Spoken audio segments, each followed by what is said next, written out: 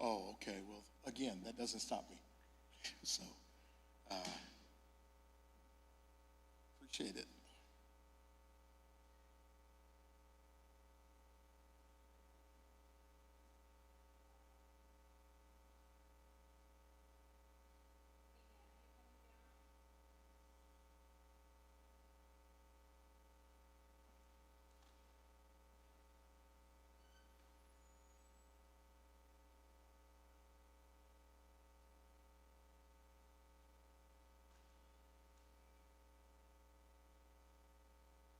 Hey, Dallas, I know we're stable, but are we also filming? What happens to the sanctuary?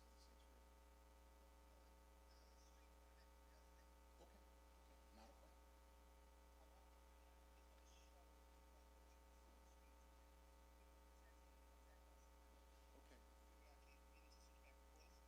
Okay, okay. All right.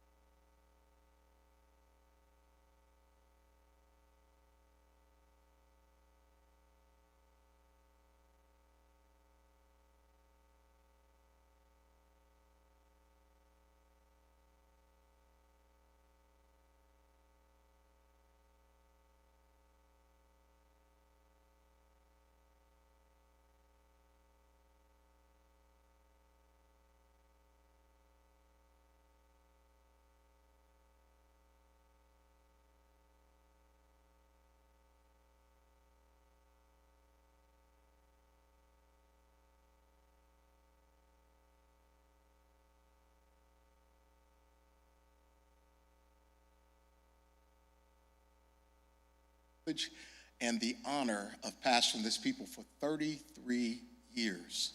And during the course of my 33 years, we have endeavored to make sure that our faith informs our perspective on and participation in issues that are hot topics, issues that are relevant, issues that surface in the public square, to which we attach a great deal of significance.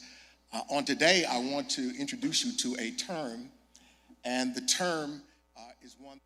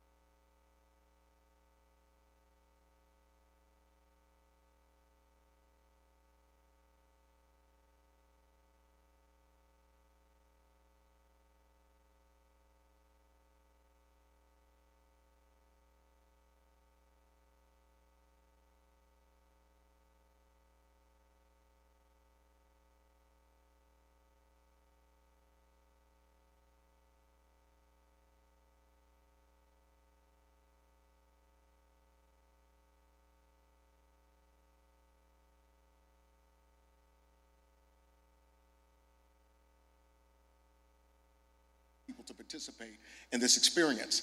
I mention that to you because what I'm clear about as I scan the sanctuary is that some people, and I'm going to make a safe assumption, some people this morning didn't simply intend to come to this conference to be informed, but rather they came because they're coming because they anticipate this will be an interactive experience. And I say interactive because what I'm clear about is they are probably late because they smoked a bit this morning. So that's what I want you to understand. That's my assumption, that they smoked a bit, and as a consequence, they're moving a bit slow this morning. But the members of EBC will tell you that I do not believe in being late. We will make sure that we make good use of your time because we recognize that you have carved out the time to be present on today. And we want to make sure that we are wise stewards of your time, that we respect the fact that while you have come, there are other things that you have to do. I want to thank our partners who are present in the person of Gia Moran, who heads up Women Grow, and in his absence, Jason Salmon, who is another partner. The two of them have planned and coordinated this experience, and I'm looking forward to seeing the fruit of the great work that they have done. And so I mention them because I want to give credit where credit is due.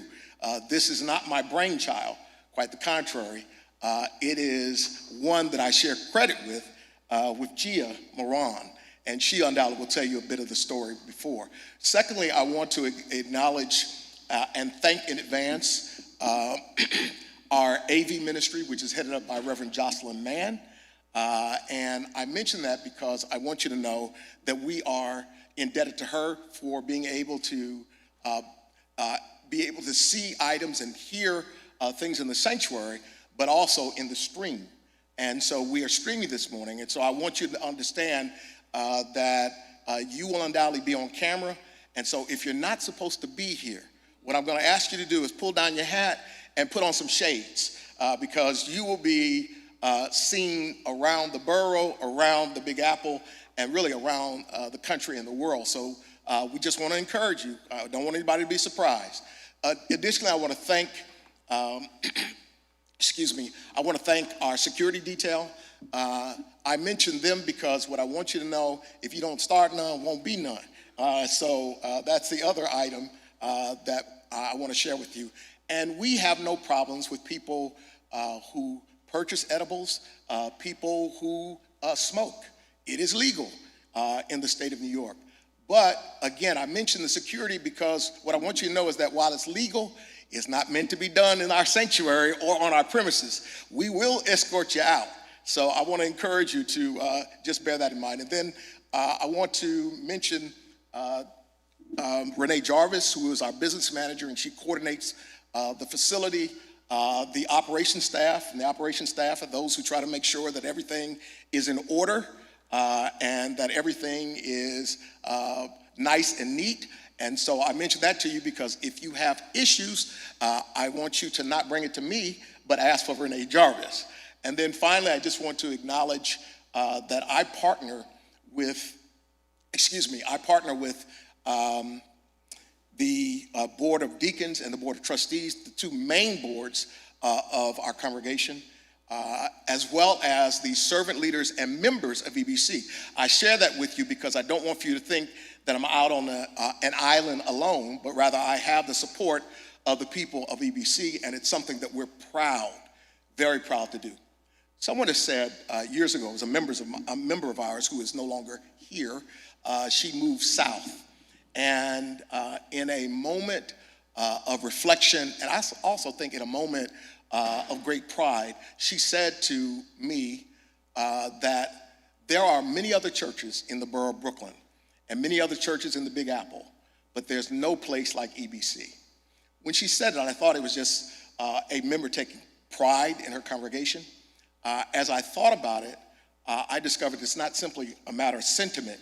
I think that it is an accurate evaluation of our congregation. It's an excellent descriptor.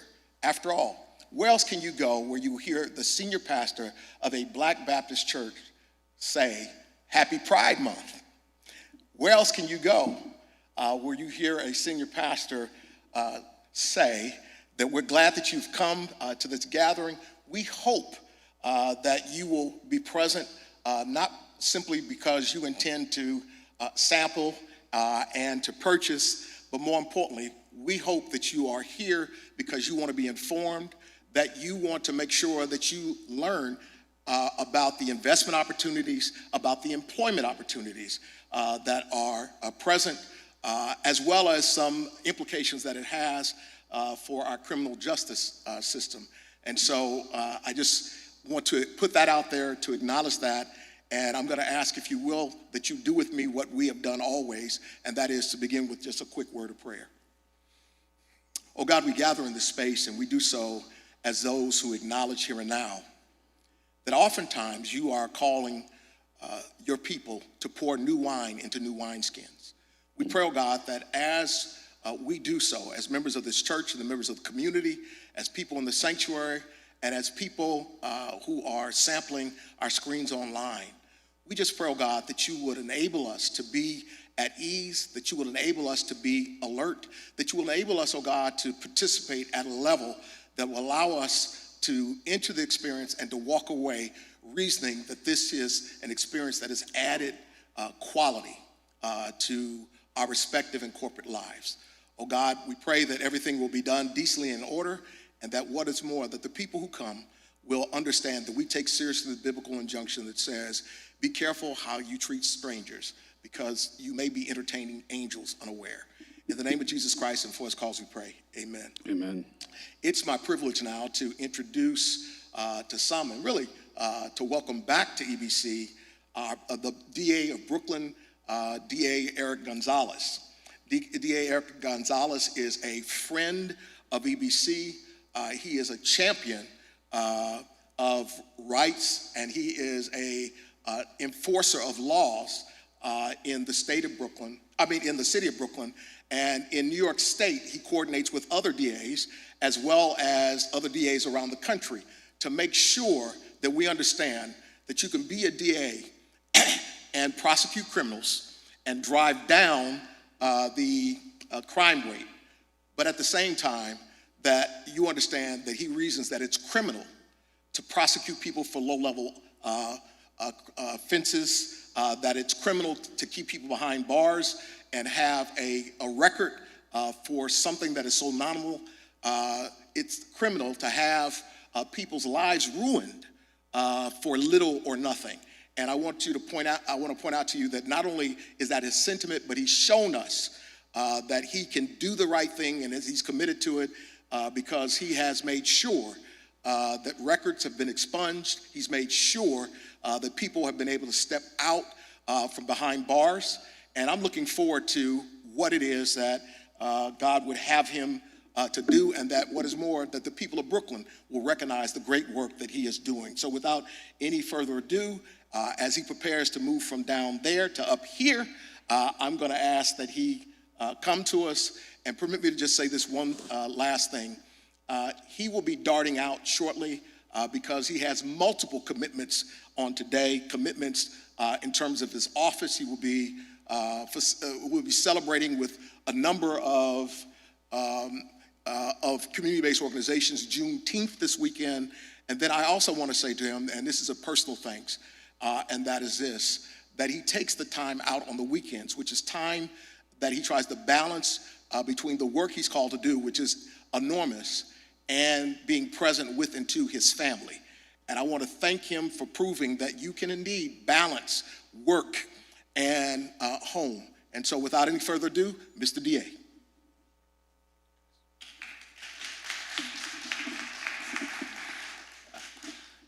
Good morning, Emmanuel Baptist Church. It's a privilege for me to be back here again. I think I've been to maybe all 4 of these events, but it's important that we continue to talk about this important issue of cannabis in our community. I, of course, want to thank the pastor of this house, Reverend Trefant, for his leadership in the city of New York. It's not just in Brooklyn, and his leadership on this topic. It's the first church that I'm aware of in the city that's been hosting these events, and I think that that's incredibly important for people to understand the opportunities that the Cannabis New Legalization Act has allowed for the community and how that impacts issues of fairness in criminal justice. I also, as we've said, it's a busy weekend with Juneteenth, and I intend to be at some community events. In fact, we're co-hosting something with some partners today. But I want to say happy Juneteenth to everyone in the EBC family. It's an important holiday, and I'm grateful that it's finally something that will be celebrated officially in our city. Last year was the first year, and I'm happy that we're doing it again this year. Monday is a day off, and I encourage everyone to come out to the events and support Juneteenth. It's also Father's Day tomorrow, and I want to wish everyone happy Father's Day, especially Reverend Trefant. I want to make sure that we acknowledge all of the men who have led, because sometimes men feel that they're not included. And so happy Father's Day to everyone. You know, as district attorney, and I think Reverend Trefant said it very clearly, I've been troubled by criminalization of Black and brown communities. It's what motivated me to want to become an assistant district attorney. I grew up, as many of you know, between Bed-Stuy, Williamsburg, and East New York, spending the majority of my life in East New York, Brooklyn, where I firsthand saw how overcriminalization had led to hardships and unfairness in our communities. As an assistant district attorney, I saw thousands of people arrested for possession of marijuana. We're really talking numbers that are astounding. When Ken Thompson was district attorney, he had asked me to initiate a policy in Brooklyn to think about the non-prosecution of marijuana.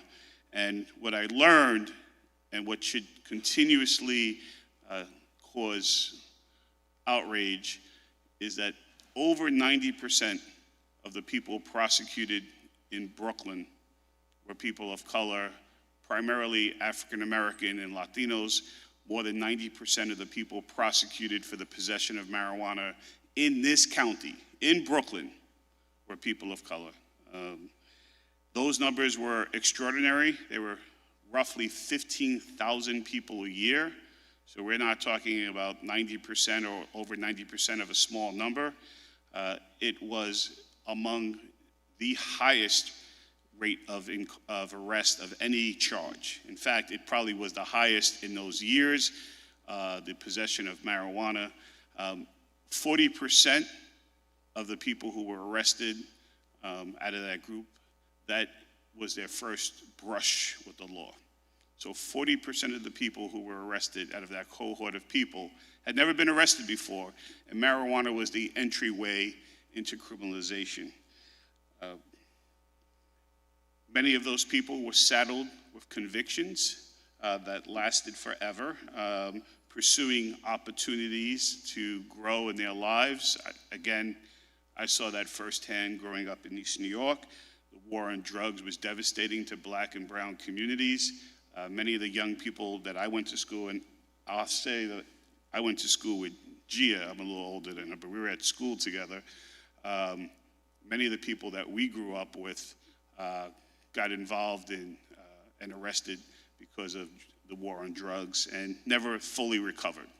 The law was harsh, not only in the criminal sanctions, but all the collateral consequences of those convictions, including the policy of not allowing people who were convicted of drug crimes to get Pell Grants to go to college. My motivation to continue to do this work is to continue to fight against these types of injustices and to figure out ways to keep our community safe. I know everyone here, online, and in this sanctuary today agrees that our communities must be safe, but the enforcement of the war on drugs and marijuana, where it's an ineffective and destructive way of doing that. And so, as I said, under the great late Ken Thompson in Brooklyn, we became the first jurisdiction in New York State, meaning Brooklyn, became the first jurisdiction that said we would no longer prosecute the simple possession of marijuana. That was a big thing that happened in 2014. I can tell you that we had to fight very hard to convince some elected officials, to convince the police department, to convince the mayor of the city of New York and others that that was a wise and fair policy. And I can tell you that we did that without a lot of support from elected officials. But what we saw was after we stopped prosecuting those cases, crime did not go up. In fact, we were in a place where Brooklyn was getting safer those years, even though we stopped prosecuting possession cases.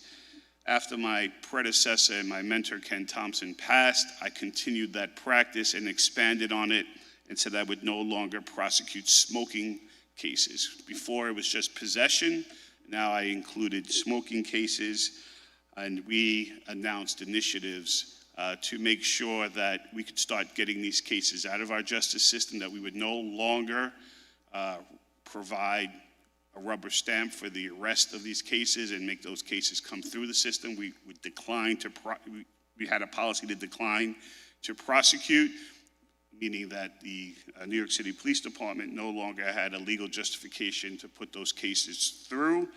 And it was a difficult time for the office because we were the first to do it.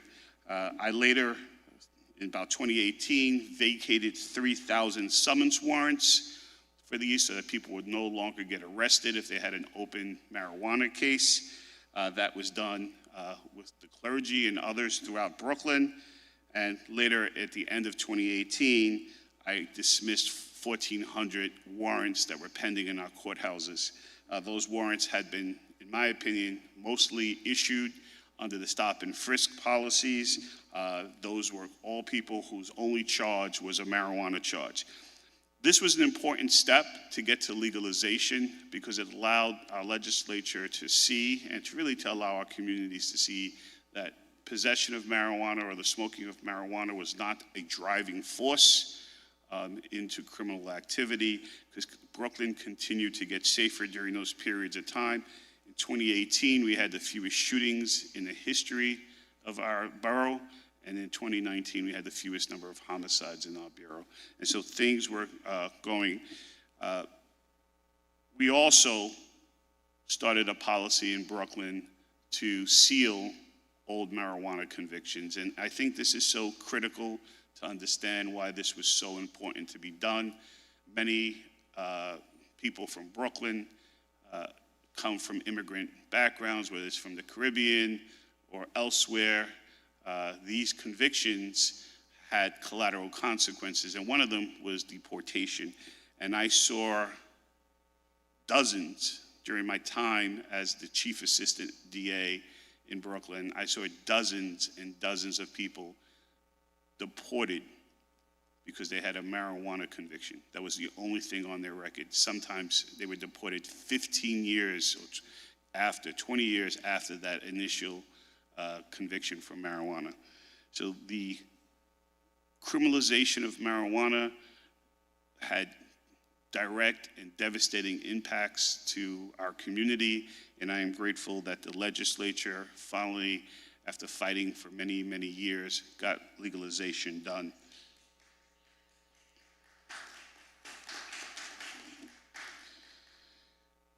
Since legalization, we've been able to get another 4,000 cases dismissed that were pending for various reasons in the court system. With that final move in 2021, the Brooklyn DA's office is largely out of the marijuana business. There are no pending cases where small levels of marijuana are pending in our office or in our court system. And I think that this will lead to a clearer path to justice. We have supported the clearing of all and sealing of these records, and I think that this will enhance public safety. I bring this history because I know that there are issues with cannabis in our community. I know that there are still issues with too many illegal cannabis shops, and there's issues with use of cannabis among young people. Some people are concerned about the use of cannabis in driving, and of course I share any concerns that people have on public safety, unsafe driving, driving under the influence of cannabis, and of course the use of cannabis among our children. However, as district attorney, I assure you that I firmly believe that the answers to those problems is not to continuously arrest people for possession of cannabis and to turn back the clock. And I am grateful that the Office of Cannabis Management has gotten some new legislation passed that will allow us to finally tackle these illegal cannabis shops. I've said it before and I'll continue to say it. I don't support aggressive police actions to do buy and bust operations and to go back to how the war on drugs was fought, but smart civil actions to close illegal shops who are will hurt this business from growing. Part of the problem, obviously, was the slow rollout of the cannabis program, but that happened, and now we need to make sure that we continue to support the people who are going through the process. And quite frankly, some of the folks who have set up these illegal cannabis shops are legacy individuals who are in the process of applying for the process. So there's a balance to be had there, but I don't support heavy-handed police tactics to close those shops. I think this should be done the same way other regulations are enforced. Civil litigation and enforcement in my office will work with the Office of Cannabis Management to make sure that we take these things seriously. So if there are concerns about illegal cannabis shops, I would like to have that information as we sit down with OCM to do a broader enforcement practice. But I want to be very clear. Getting the district attorneys and the police out of the enforcement of cannabis will keep our community safer. Imagine 15,000 cases that were pending in my office in each year, that the amount of resources that went into that, as opposed to working on cases of intimate partner violence and sexual assaults and robberies and the other type of cases that DAs should be spending their time on to keep our community safe. And so I am grateful that Emmanuel Baptist Church has taken the lead to not only talk about the possibilities of growing a business and following the law, but really the social justice implications of unfair practices, and that a district attorney can come to church and say that he stands with the people and not really trying to just hurt people. And I think the enforcement of the cannabis laws pre-existing before legalization was devastating, and we should, as a community, really fight against any sort of rollback. Because if you're carefully listening to the rhetoric, what people are asking for is more arrest, more arrest and more policing of the cannabis industry. We have to give it a chance to succeed. We have to give it a chance to have policies that will be rolled out, and we're just not there yet, right? We just have not. There's only been a handful of licenses given in the city, so there's a lot more work to be done before I think we should be calling for more policing as opposed to more civil enforcement. If we do the civil enforcement correctly, and my office is willing to partake and help in that, we can close shops down, we can seize cannabis that's illegal, we can make sure that inspectors go out to inspect cannabis to make sure it's safe and not laced with fentanyl or any other chemical that would make it unsafe. There's a lot of work we can do without trying to send more people to prison. So Reverend Trafant, again, thank you for giving me the privilege of being before your congregation, and I stand ready and willing to not only keep this community safe, but to problem solve together. So if there's some problem solving that needs to be done around cannabis, I'm happy to have those conversations. Thank you, EBC.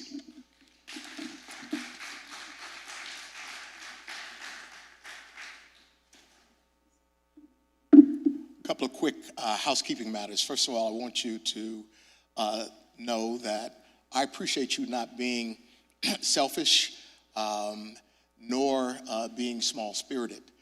The truth is, the DA stopped by here, and as I mentioned before, he has multiple stops to make this weekend to be a part of Juneteenth experiences. So I just thank him for his presence, and I just want you to know that he's going to be dipping out shortly. And I don't want you to think that he's doing so because he's done his campaign drive-by. Quite the contrary, he's already been elected, and so that's not an issue. The second housekeeping item that I want you to know is that I appreciate some of you kind of sitting back a bit, and I know that part of it is that you want to make sure that we don't subscribe to stop and frisk here, that nobody's going to ask for your ID, that you didn't have any outstanding warrants, so that's why you sat back a bit, because you didn't want the DA to see your face. But it's too late now because we're filming, so your face is already going out. As I said to the crowd earlier, just put on your shades and pull down your hat and you'll be good. The last thing I want to say to you is simply this, and it's a twofer. One, I'm going to ask one of our members, Alicia, would you hold up your hands? Good to see you. All right, she's bi-coastal. She's here sometime on the East Coast, and at other times she's on the West Coast. It's good to see her. I asked her to hold up her hand, not simply because she is on fleek today, but I asked her to hold up her hand because I'm asking everybody behind her, if you will move forward, please. Those of you who are on the side, if you will move into the center. Those of you who are in the back, if you will move forward as well. And I really want to thank you in advance for that. And I tell you, this is really a great crowd because sometimes when people are asked to move, they get irritated. And I just want you to know that I'm not saying that you had something before you came here, but I appreciate the fact that you chilled today. So thank you for that. If you would silence your cell phones now, please. I don't know what the policy is about using them when you are in the breakout rooms, but in here, this is being filmed. It'll be on YouTube, so you can always pick it up. I am grateful to God that I have seated behind me the woman that Alicia is an actress. She has been on a number of shows, and you can tell now that she's acting here, but okay. I'll give you credit. She's a fellow member of EBC, so I know that she's your girl prior to you coming, and she's your girl now. But I just want to say to you that I tend to get credit for much of what EBC does. And the reality is, and this is the reality, that what I've done at EBC is simply to create an atmosphere where EBC can engage the issues in the public square and to do so in a way that is relevant, to do so in a way that is responsive to what is happening around us. I got credit for this when we did it 4 years ago. And the truth be told, the credit is not mine, but rather the credit belongs to Gia Moran, who is the Vice President of Women Grow. And without any further ado, I want to give you Gia. Gia, come. Thank you so much. Appreciate it. Hello, everyone. And Alicia, thank you so much. Love you too. So first of all, thank you for coming. This is our 4th annual Business of Cannabis Summit. My name is Gia Moran. I'm president of Women Grow. We have Dr. Shonda Macias here, who's our chairwoman and CEO, came up from DC. You're going to meet incredible people today. But honestly, none of this would be possible without, I call him Rev, a lot of people call him Rev, but Pastor Trufant. Had it not been for a share ride, an Uber share ride from Amtrak to Brooklyn, when you see someone you know and they say to you, what are you doing? And I'm thinking, this is the pastor of the church. Am I going to tell him I'm in weed? Yes, I did. And it's amazing how receptive he was about it, because he said, I've been reading about it. Tell me, what's happening. And so we had this engaging conversation from the Amtrak station in the city to Brooklyn. We both live in the same neighborhood. And he was so open to it. He said, I'd love to do something at the church. And Then in 2018, I participated in Exiting to Egypt. And we didn't have one session, we had 2 sessions. And it was amazing to see how many people not only participated, were interested in asking questions. And that led to us having the summit here in 2019. And while we had to skip a beat in 2020, we went virtual in 2021. And still keeping it safe, we kept it virtual in 2022. And here we are in 2023. So Rev, thank you so much. I just said to him, I said, thank you so much for being consistent. But what was interesting, in 2019, not only did we have a summit, but we also held 6 consecutive events following. It was smaller, but these were more intimate in-person sessions where people got to ask questions and learn more about the opportunities in the industry. And so today, we hope that you still get that opportunity. We've got breakout sessions planned for the day. I want to call Tanya Osborne up here, who's our Director of Community Engagement. Tanya, come on up, Tanya.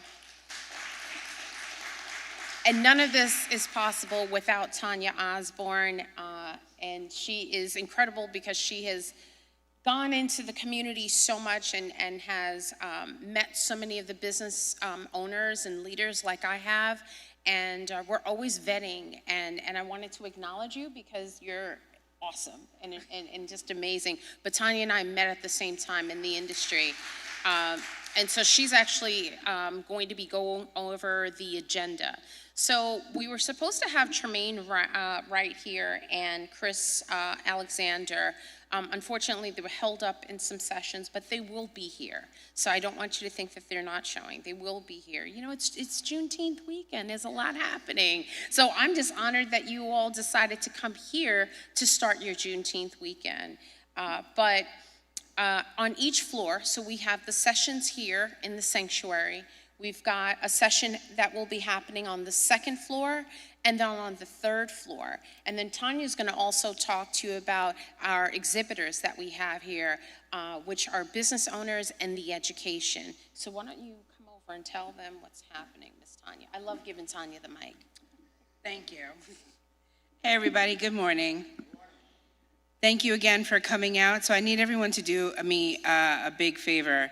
Like, if you got like 5 besties that you know and love, text them and tell them where you are and be like, there's an amazing church in Brooklyn that is giving cannabis education. You need to get your booty over here ASAP. Can you do that for me?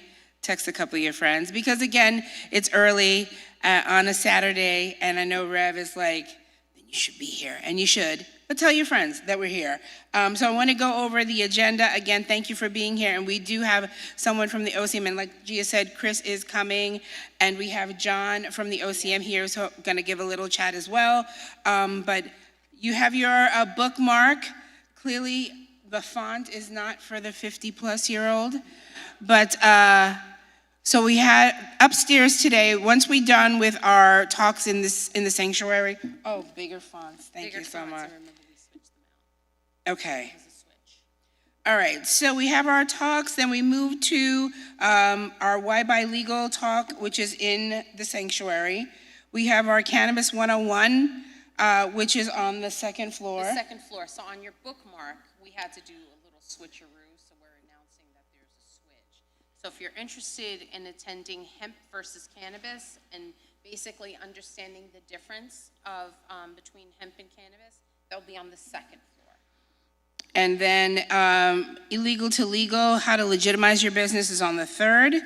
And then we go down again to understanding the laws, which is here. And then how to become a patient, which is my sweet spot. And there's some cards in the hallway if you did want to find out how to become a patient, where we can get you like a discount. And then we go up to licenses. If anyone is actually wanting to apply for a cannabis business, then that would be the place for you to go, and that is here in the sanctuary. And identifying partners, if you did want to start a cannabis business, these are, is that a move it? Like, keep going, move? Okay, okay, I know you're about time, okay. So, as far as identifying partners, if you did want to get into the industry, unless you're sitting on a bucket of money, you're going to have to identify some partners to go into business with. And we have John from the OCM who's actually going to give a great talk about that. And ancillary businesses in cannabis, Gia and I are going to do a talk because Women Grow, my company, the Canadiva, we're all ancillary businesses, meaning that we own companies that do not touch the plant. That's what ancillary business means in this space. So if you wanted to find out about starting one of those types of businesses, we'll be in the third floor this afternoon. And then our last sessions come back here to the sanctuary. That's at 12:50. But I also wanted to make sure that, again, that you stopped into the parlor.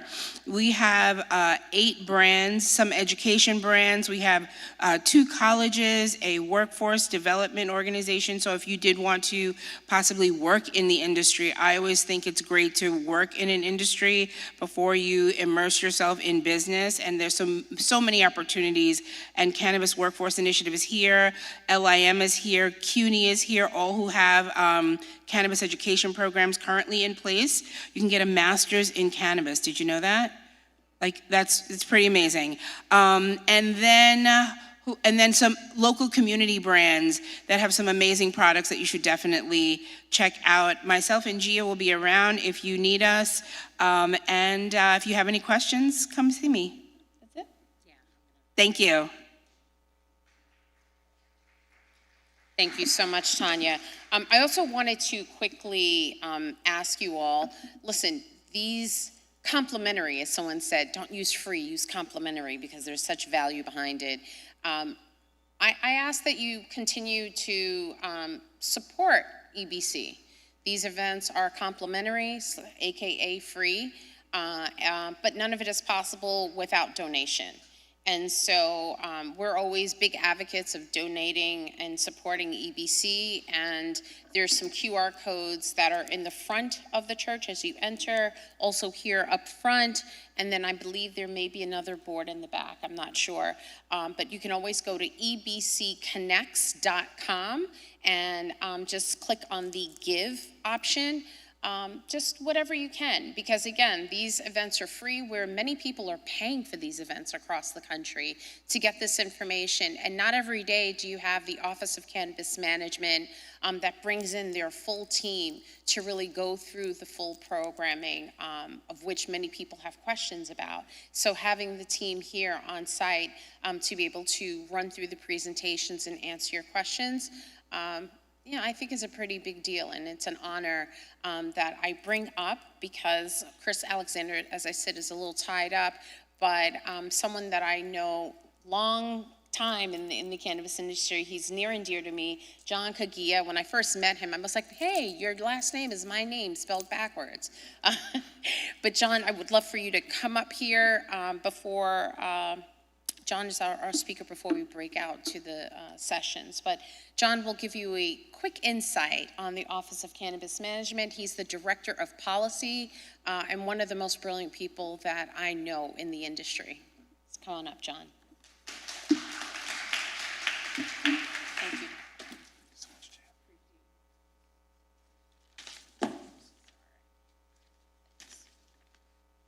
Sometimes knock things over as well.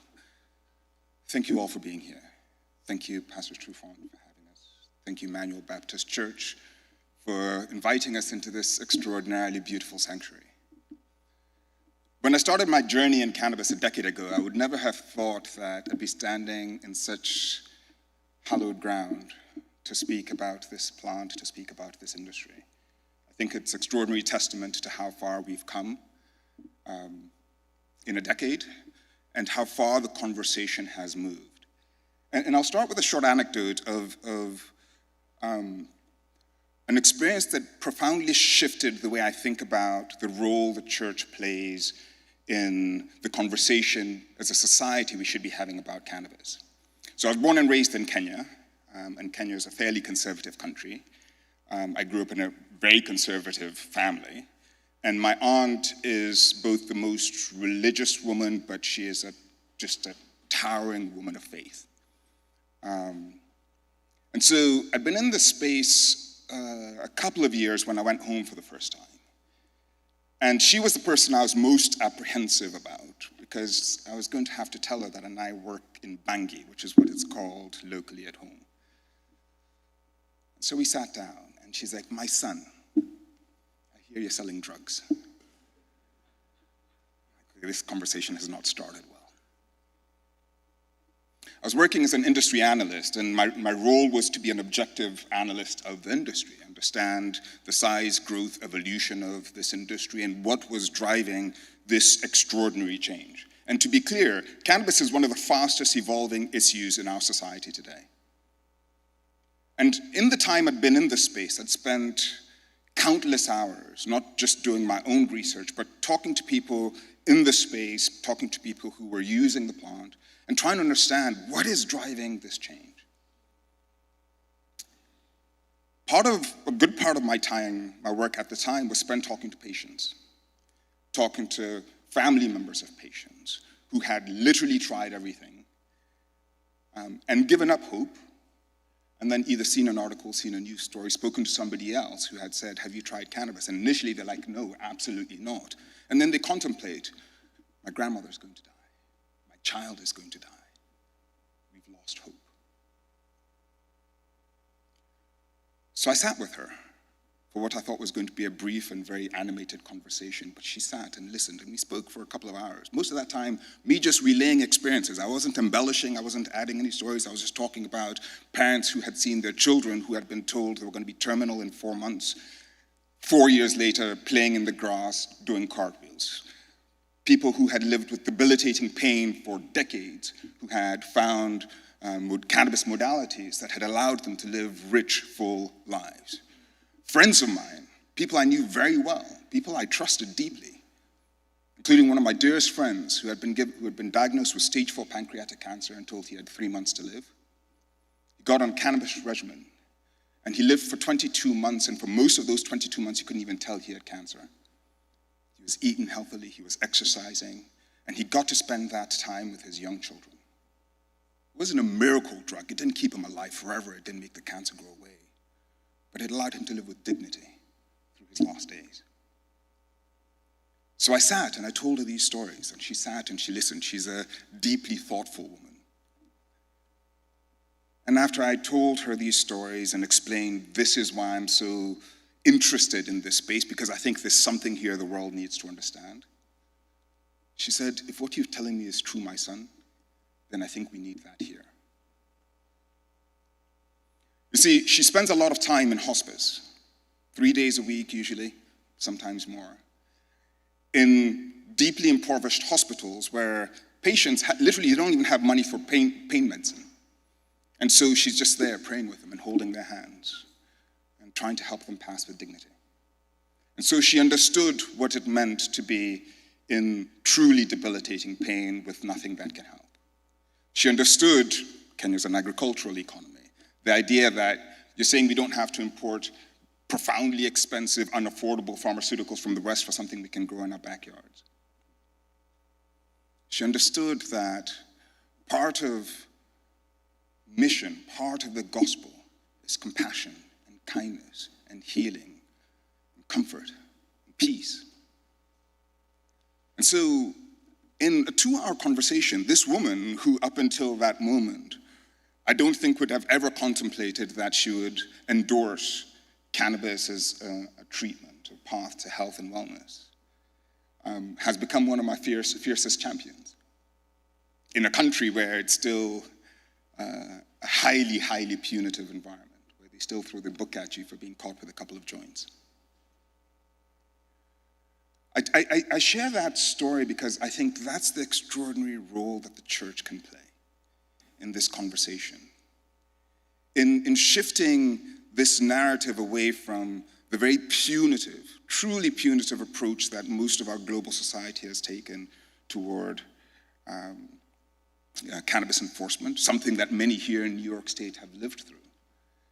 And instead approach it from how can this plant, how can our policies allow people to live with dignity, improve the quality of lives of our communities, rectify the harms caused by the extraordinarily inequitable way in which cannabis was enforced, and allow those who are suffering, those who are in pain, to live and to die in dignity. If part of the church's mission is to, within our communities, have comfort, forgiveness, caring, I think Emmanuel Baptist Church is playing an extraordinary role in helping lead this conversation, providing a forum for this conversation. And we know that there's still a long way to go. The stigma runs deep, but it's forums like this, it is communities like this that will ensure that we will replace the old narrative with a new one. We will allow the extraordinary potential of this plant to be harnessed in New York. Allow the people who have been most impacted by the inequitable approach to prohibition and the communities where they're from to capitalize on what's going to be a multi-billion-dollar opportunity in New York State. That opportunity is why I came to New York to work on this. Because New York, unlike any other jurisdiction in this country, has put equity at the heart of its mission. New York has said, not only do we acknowledge that there was extraordinary inequitable enforcement and primarily injured Black and brown people in poor communities who bore the brunt of nearly a century of it. You know, the modern style of prohibition was really born in New York City. Not only did New York, in the way it wrote the law, in the way we're structuring our regulations, acknowledge that up front, but it went a step further. We've gone a step further. And we've said that we're not just going to acknowledge the harms of the past, but we're going to allow the people who have been most impacted to get a seat at this table and get a seat at this table early. The first 300 licensees for retail licenses in New York are people who were justice involved. No other state has done that. Most of them are Black and brown people. At the rate we're going, just at the launch of this market, we are going to have more minority business owners who own cannabis businesses than in any other jurisdiction, including markets that have been open for 20 years.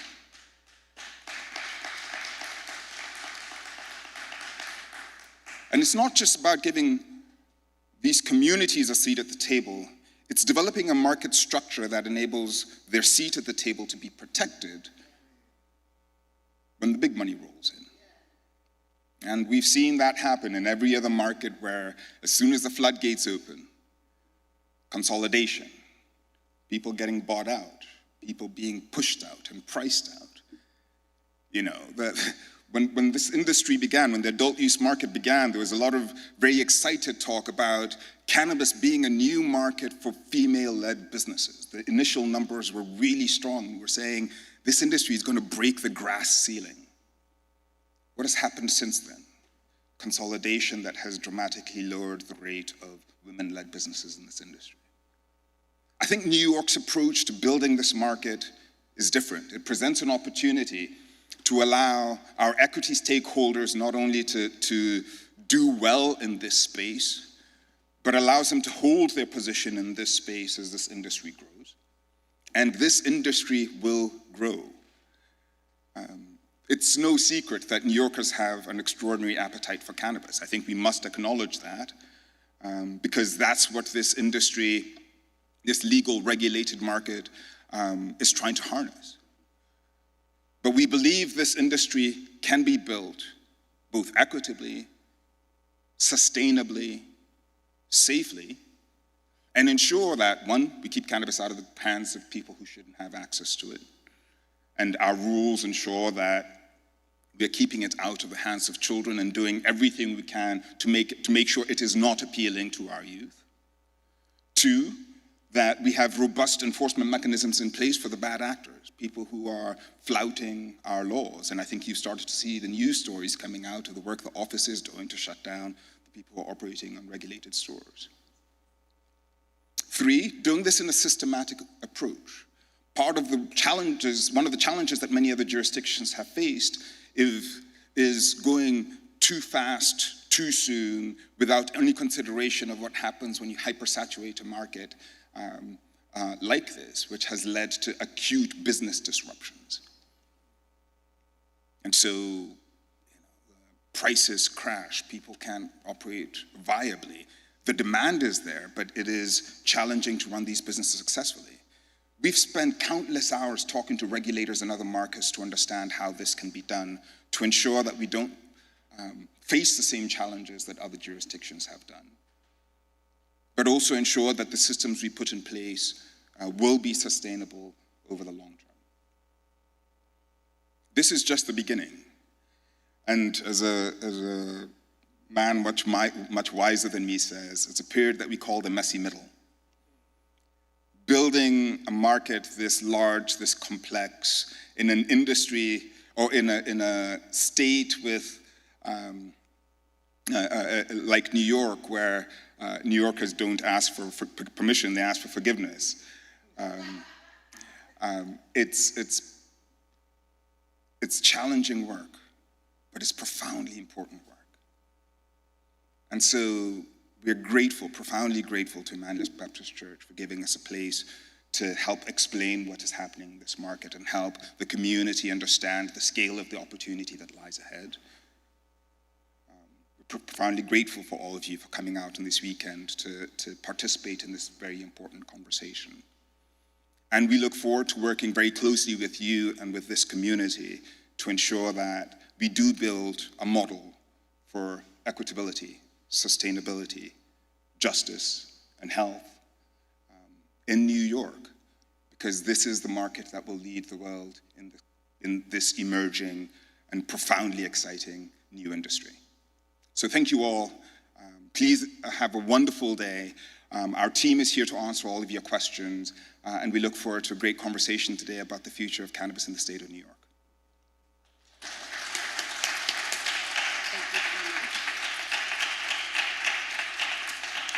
So I have one more speaker for you to come up. He made it. Come on up. I see you. So the executive director of the Office of Cannabis Management, Chris Alexander, is here. He and his team, as I said, have been dynamic. And today's been one of those busy days for him where he's, doing his best to hit all the boroughs. So I appreciate him taking the time. And Chris, I'd love for you to come up. You're in my borough. He's from the borough of Queens, so I'd love to give him a hard time. Thank you, Gia. John, man, this guy's amazing. Okay? And that's, he's truly representative of, he kept talking about what the office is doing, and but we have folks like him here leading the way and, bringing his big brain to work every day, helping us create solutions to really problems that, we didn't know existed, right? At this early part of the market's rollout, we have learned quite a bit about what it takes to design something, to build something, and to do it where and in a way that it hasn't been done before or even attempted to be done before. But I'm happy to be here. Gia, thank you so much, as always, for your leadership, for your dedication, for your activism and advocacy. I've stood alongside this woman for many, many years now, and I'm so excited to see this event still going strong. Thank you all for being here, and of course, taking time out of your busy schedules to learn about what we are doing and what the state is doing and what types of opportunities we are creating in this market. I want to say something, and I'm going to keep it real brief. So I know I'm behind and there's more speakers to come, but there's a couple of just quick messages. I just got back early this morning from opening up another dispensary in Syracuse. And what you're seeing as we go through the experiment of the dispensary rollout is really communities leading, wrapping their arms around these small businesses and these small business operators, and saying to them that we got you. Now, we have seen throughout the cannabis space, the level of community entrenched in the market as it develops, even as the big operators and capitalistic interests, et cetera, kind of come in and sweep over things. We still see that cannabis means community and cannabis remains communal. And so what we've decided to do as we've designed this market and implemented the MRTA, the New York's cannabis law, was build it with that community in mind, understanding that we have to create space for these businesses to be accepted and welcomed into the communities in which they operate. We have to make it a requirement that these businesses are community businesses, which is why, and part of the reason why, we are so keen on operators operating in a place where they have roots, in a place where they have a connection to the community. These businesses won't succeed and last and thrive without that level of community engagement, especially in the ways in which we are designing a market where that is a requirement, where you can't be operating in a place that you don't have a connection to, a desire to give back, a desire to support the future development of that community. And so I'm just so excited, and I know there's tons of questions, and of course we've had our hiccups and our challenges, but even still, I'm encouraged by the way that these businesses have been accepted and supported by the communities in which they operate. So, where are we? And where are we going? Well, where we're going, we'll find out together. But, we have taken some important steps to design, as John said, a market that is unlike any other. And it's because we're doing it in a state and in a city that is unlike any other. Cannabis in New York will be the cannabis capital of the world by the time our work is done. But at this point, we have taken some important steps. First, of course, to shore up our medical program, to ensure at the core of it that people understand that cannabis is medicine, to make sure that we don't allow our program to fall by the wayside, as some of the other states have done in search of greater revenue outputs. We've expanded access to the program for patients, for people who are interested in learning about the type of care that cannabis can provide to them. We forced that relationship back into their hands, not relying on a limited list of conditions that are defined in statute, but allowing a doctor and an individual to decide what care might be best for them. We've made this process easier for folks to register and become a certified patient. We made it possible for them to grow and cultivate small amounts of cannabis at home. We've done all this and we did it first, understanding, of course, that cannabis is medicine. But on the adult use side, we've now issued just under 700 licenses, mostly held by small business operators and small family businesses, including half of which held by our small family farmers. A lot of those farmers and their family businesses were failing, and we gave them an opportunity to continue. And I'm so proud of the work that they've done to supply this market. As I was in that store yesterday, I saw 300 SKUs, 300 different product types. I saw 30, 40 or so farmers that were there to support the dispensary opening, to see their products line the shelves of the first dispensary in Central New York. So encouraging to see that these folks were given some new life. Now, there's still struggles. There's still challenges. We still have to roll out more dispensaries that are at a faster pace. But it is still, again, very encouraging to see where we are so far. Outside of the farmer licenses, we've, of course, rolled out our initial retail license opportunities, operated by folks who have been impacted by cannabis prohibition, but who also have the necessary small business experience and developed acumen and tenacity to succeed in a market like New York. Now, these folks have had a tough go at it as well. We've all been experiencing this thing together.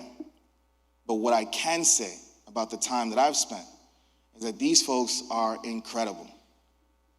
From Roland, the operator of our first opening dispensary downtown Manhattan, his story and his family, how he has created a family business. His son operating the business with him, his wife operating the business with him, to, Damien in Binghamton, and the way that he's given back to that community over the last decade and a half, and now able to be the first one with a dispensary in the area, supporting that community.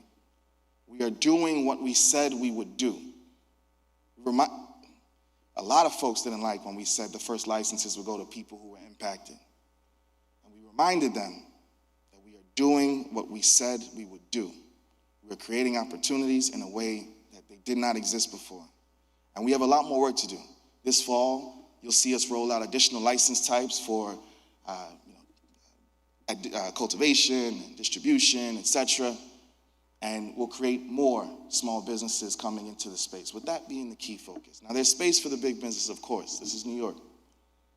But what I've told them and what our team has continued to tell them is, while there's space for you, you're going to have to compete. In other states where you did not, you will have to compete here. And so that's the message that we have made sure rings true, is that we won't stop doing these equity-esque programs. This is not a short-term project for us. That is how our market is designed and how it's built. I spoke in front of a significantly sized industry group who really just wanted to see, okay, well, when are we gonna be done with this stuff? When are we gonna, all right, you made sure the small farmers got in, the people with convictions got, all right, we got it, we get it. When are we gonna be done with it? We're not. So what I say to you all, as you all learn about these opportunities and you see what's coming, you've got a great list of speakers coming in front of you. But I just want to remind you, and this is, again, the question that I get the most as I travel around the state and the country and talk about this program. They ask the question, are we doing it for real? Absolutely. And so what I hope is that when I come back here next year for the 5th annual Business of Cannabis Summit, I'm talking to a room full of licensees, folks who've taken advantage of the opportunity that's been created, folks who stuck it out when others didn't and wouldn't, and folks who listened and went to work, because this is hard. It will be challenging. There's still a complex regulatory framework. In addition to those 700 licenses, we've issued 700 pages of regulation. We have one of the most complex regulatory frameworks of any state in the country. But we will support you. We will be there with you, because your success is our success. So I look forward to that day, and I thank you all again for taking the time out to learn and to engage in this work, because the only way this thing will be successful is if we all do this work together. So I appreciate you all, and I hope you have a great rest of your day and great weekend. Thank you.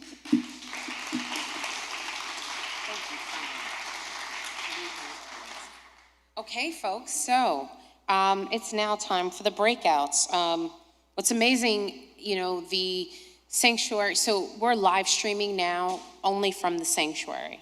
Unfortunately, the 2nd floor and 3rd floor are not live streamed. So if there's a session that you want to attend on the 2nd and 3rd floor, know that you can come back later and look at this live stream on YouTube and Facebook and on EBC's website. So we're going to now break into the breakout sessions. You'll exit through this door here. If you want to stay here, Why by Legal will be in this room. The 2nd floor, remember we changed hemp versus cannabis. What's the difference? That's on the 2nd floor. There's a presentation. And if you are interested in from illegal to legal, legalizing your cannabis business, you do know what I mean, right? Okay. And then that'll be about a 25-minute session, and then we'll back here for understanding the laws in cannabis. And then, as Tanya stated earlier, her favorite, how to become a medical patient, and there's also some information. So there's snacks. You'll find that on the 2nd floor. I believe there may be some here. Also take a look at the vendors. There's incredible, vendors here for you to take a look at and support. Thank you so much, everyone.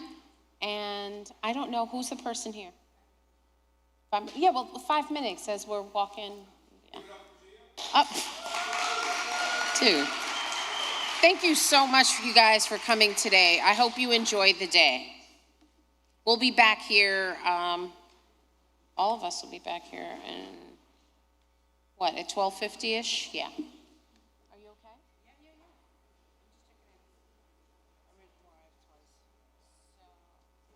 Hold on, let me see. We gotta head over there and see her. Yes, it is. Through the store. Yes, sir. We can, we can probably take that sign. Hi! In person. Really? Only it's online? Oh my God. I feel like I know you. I know. Oh my God, I'm getting to.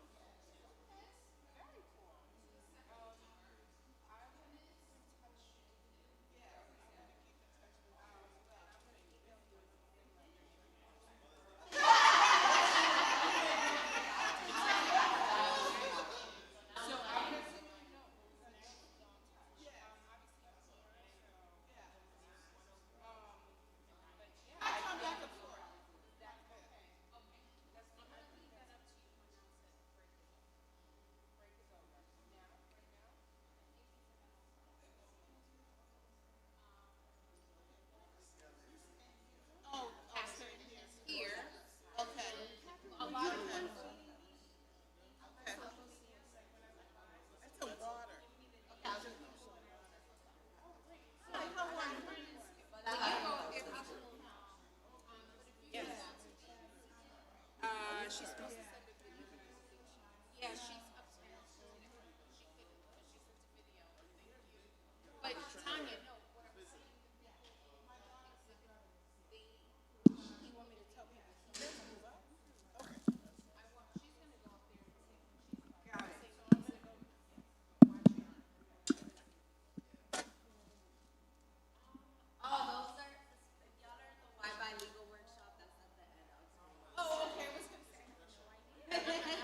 a little surprise. It's a little surprise.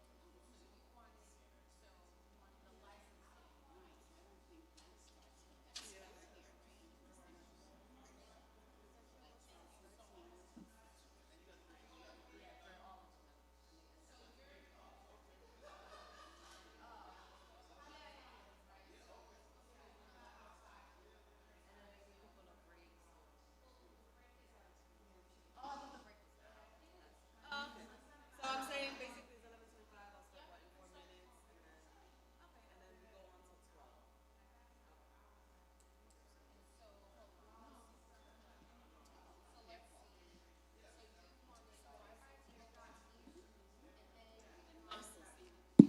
All right, hello, good morning.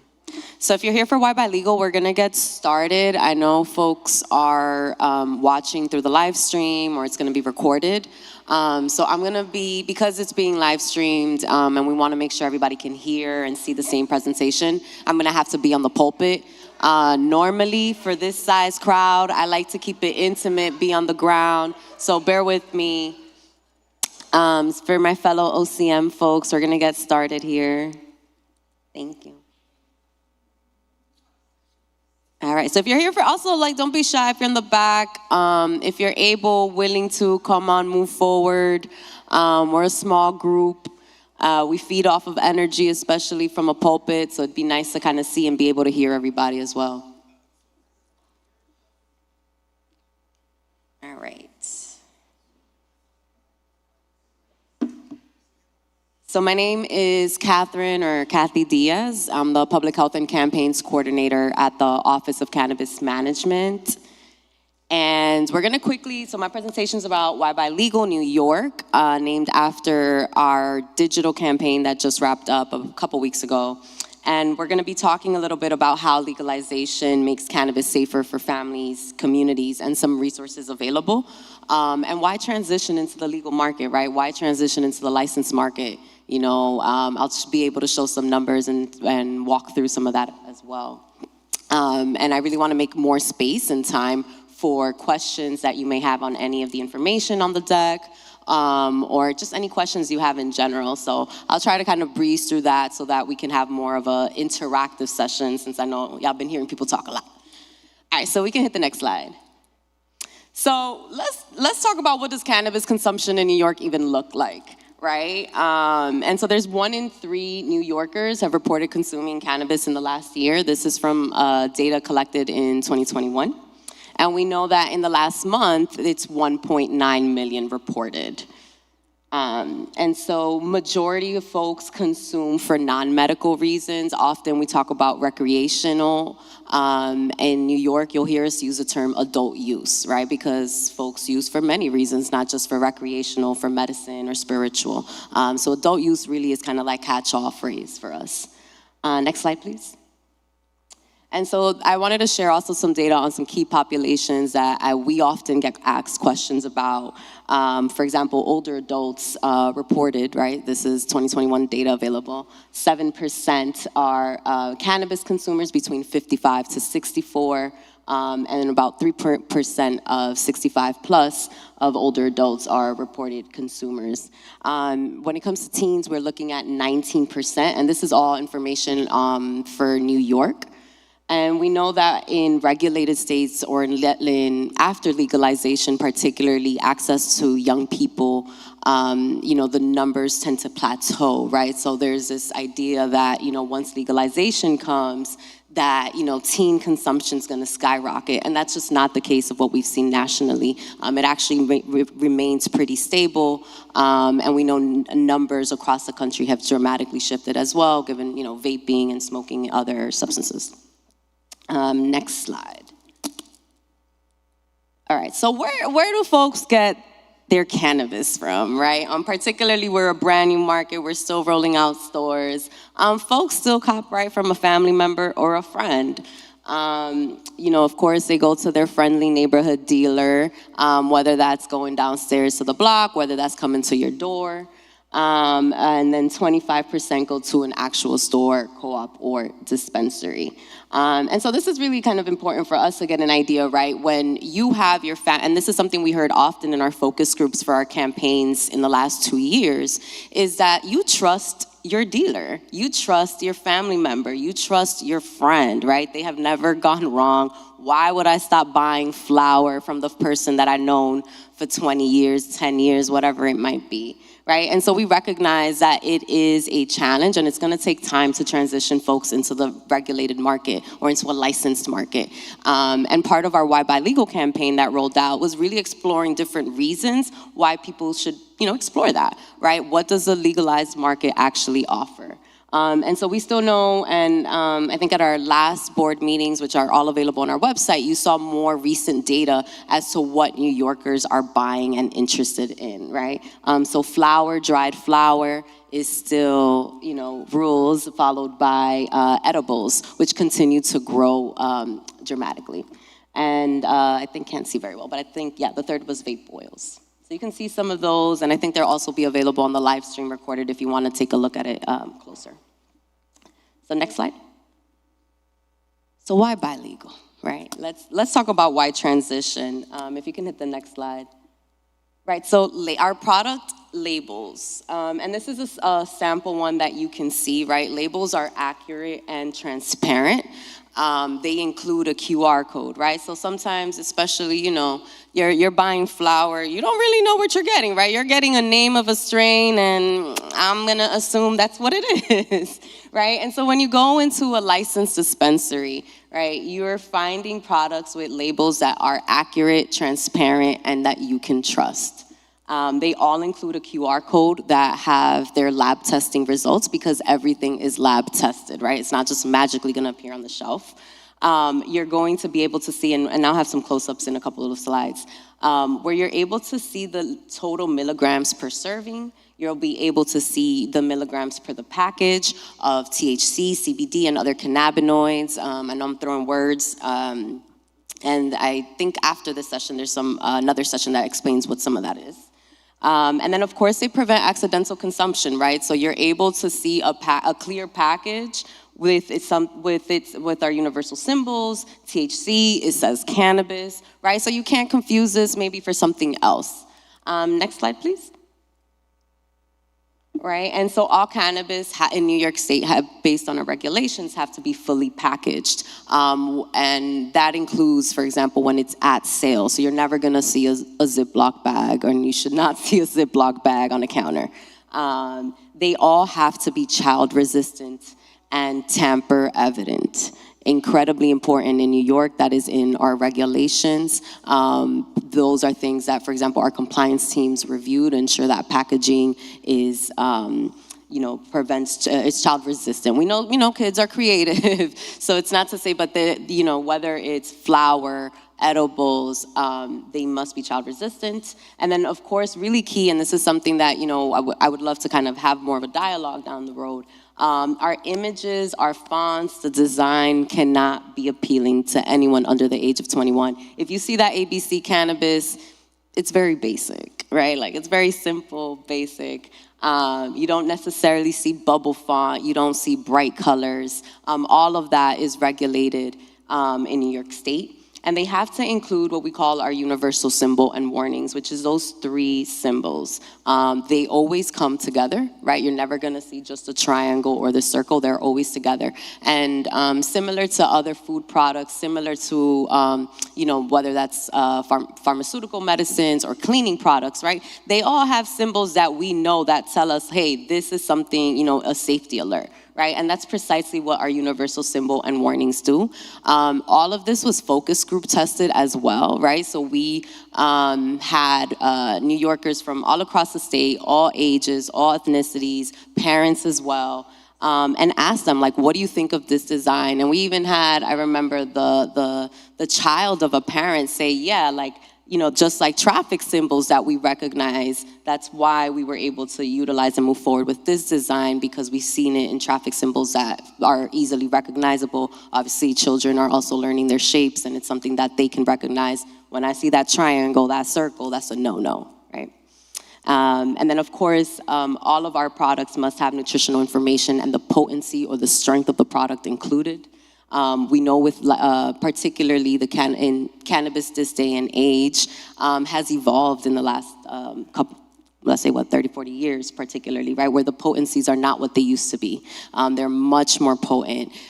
There are much more different ingredients as well. And so being able to have that listed so folks are able to understand and make informed decisions is key. We could go to the next slide, thank you. All right, so understanding, and this is a quick close-up as you saw, so you'll see the universal symbol. When I mentioned the QR code for folks, if this is new to you, every product is lab tested, right? So just like your nutritional information on the back of your food product, you're gonna find what's called a certificate of analysis. And that certificate of analysis is gonna tell you all of the ingredients that's in your product. And it's gonna tell you everything that it was tested for, right? So if it was tested for heavy metals, for other contaminants, and it's gonna tell you if it passed or failed. If it's on the shelf, it's because it passed, right? If you come across something that says failed, that is a big red alarm, right? And so we also have extra materials that walks you through. It's not an easy read, right? Like, I'm not a scientist.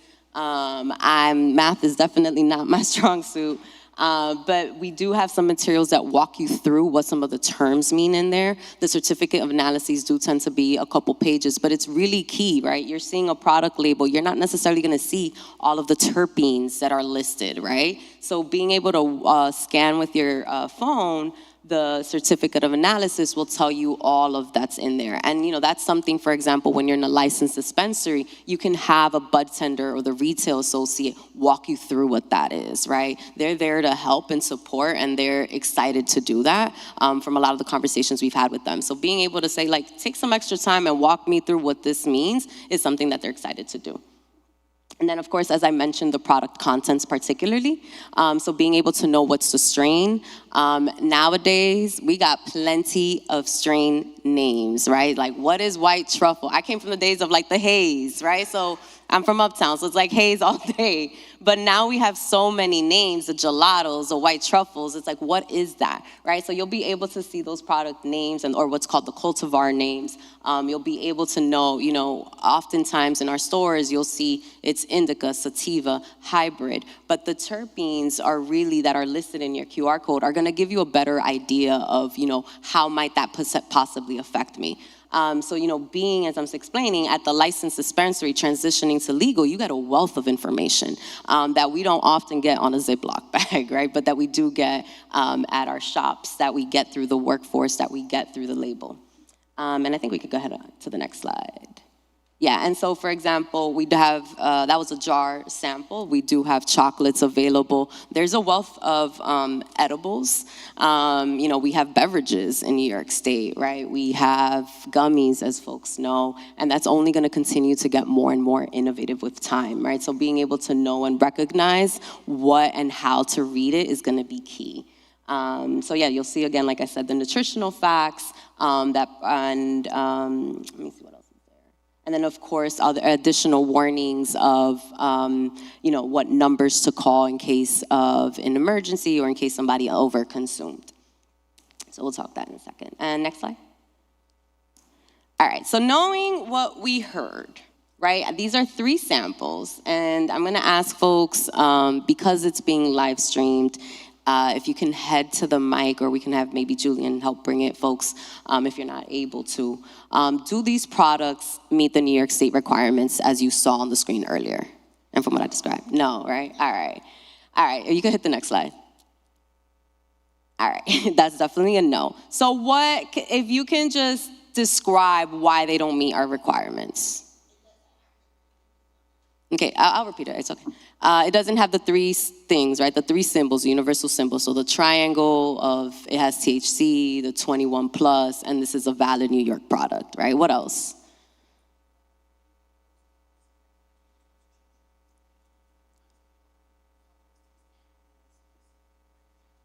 Right, this is super attractive to children, right? The packaging, the colors, the font. What else did you mention?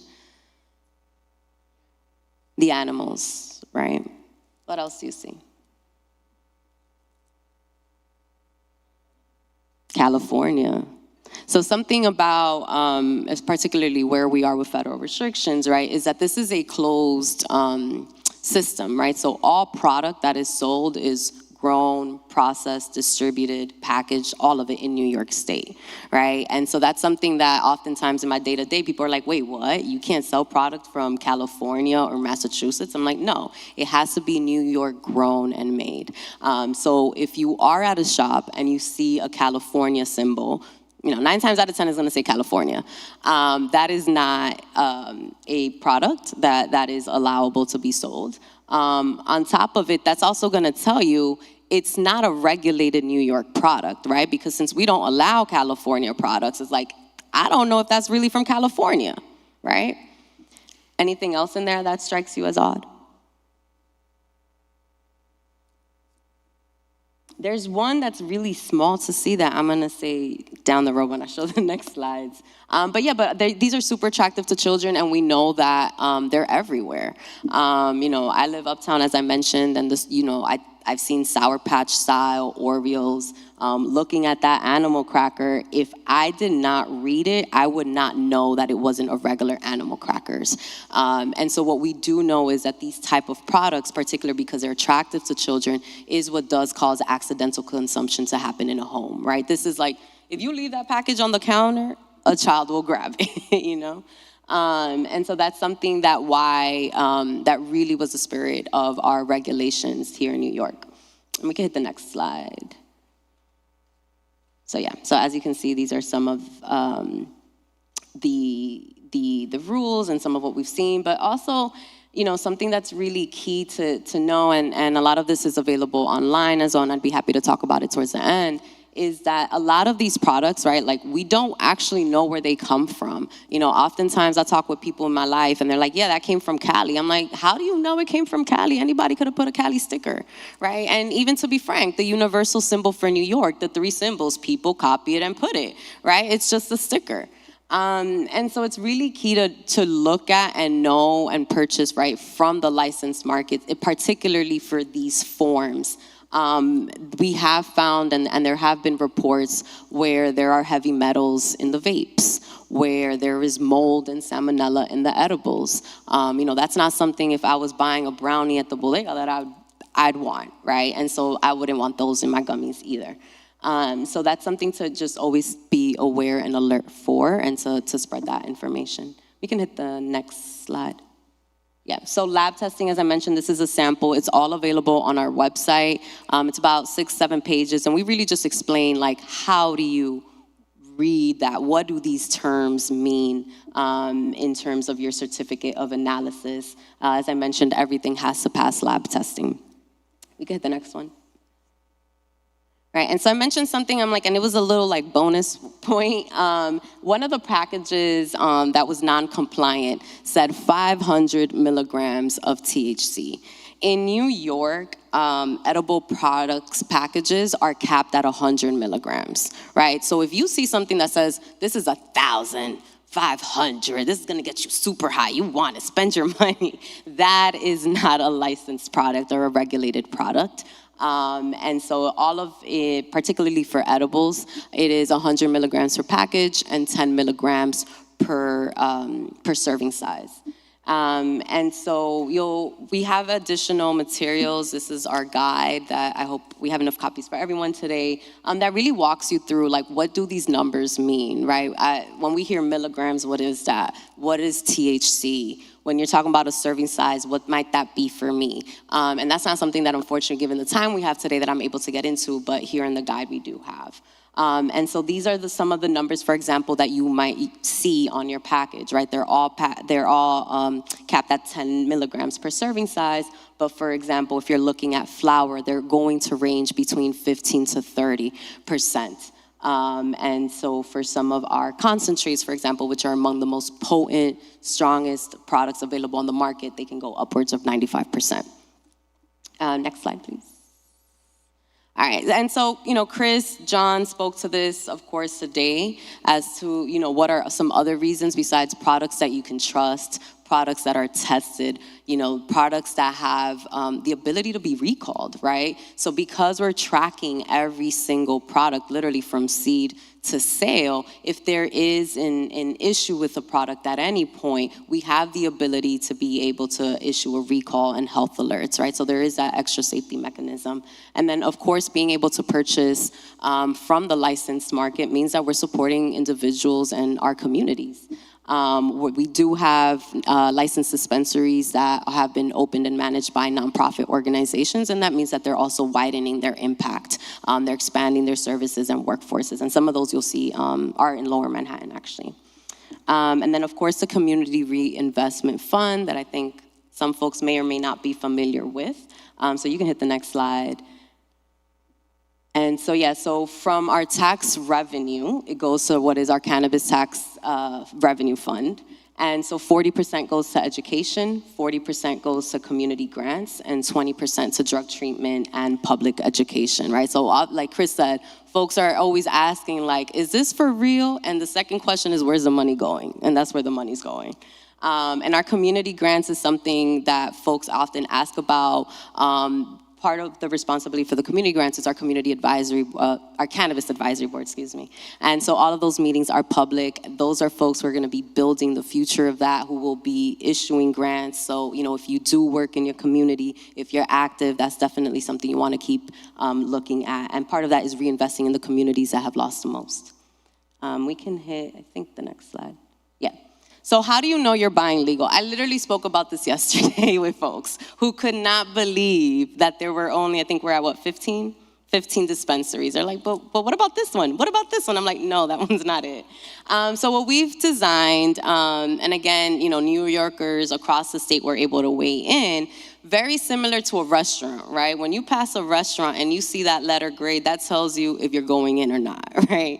And so we have a sticker, and every single dispensary on the exterior has to have this sticker, and and you'll see it here, that says a licensed dispensary. And like I mentioned earlier, right, folks are creative. They may copy that sticker, but what they can't copy is that when you scan it, it's gonna take you to the OCM website, right, which is cannabis.ny.gov. And it's gonna take you to the list of all of the licensed dispensaries and the addresses, right? So if you see that somewhere, you scan it and it takes you to their personal website, that's not it, right? It's always gonna take you to our landing page, and you'll be able to see the information and contact there. So those are always gonna be on the front. And then, of course, there's a universal symbol, right? So we always say, do both. When you scan that, you go inside, or maybe you saw it, didn't scan it, went inside. If the universal symbol's not on this product, if something's feeling off, right, based on the packaging of the product, you see that Cali label, this ain't the spot. We can get the next slide. Right, and just like I said, and that's just a little bit of what it looks like on our website. Next slide, please. All right, I mentioned earlier a little bit about the recalls, right? We do have an incident reporting form that is available on our website. And what you can report is any, potential adverse events associated with a product. So basically, if you took something and you did not expect to feel that, right? Or, it was out of what may be the ordinary for your own cannabis experiences, or, potential effects. There's, of course, through this form, you can also submit concerns about businesses selling to minors. as well as anything about a product, its label or packaging. So it's really, your one-stop shop of like, hey, I saw this or I bought this and something was off, and that's the way to alert us. And that this is the mechanism that we use for potential alerts or recalls in the future. One of the things that has been mentioned, oftentimes when we talk about why buy legal, people talk about the contaminants, right? Like I know I'm gonna get something that I know exactly what's in it, so I'm not gonna get contaminants.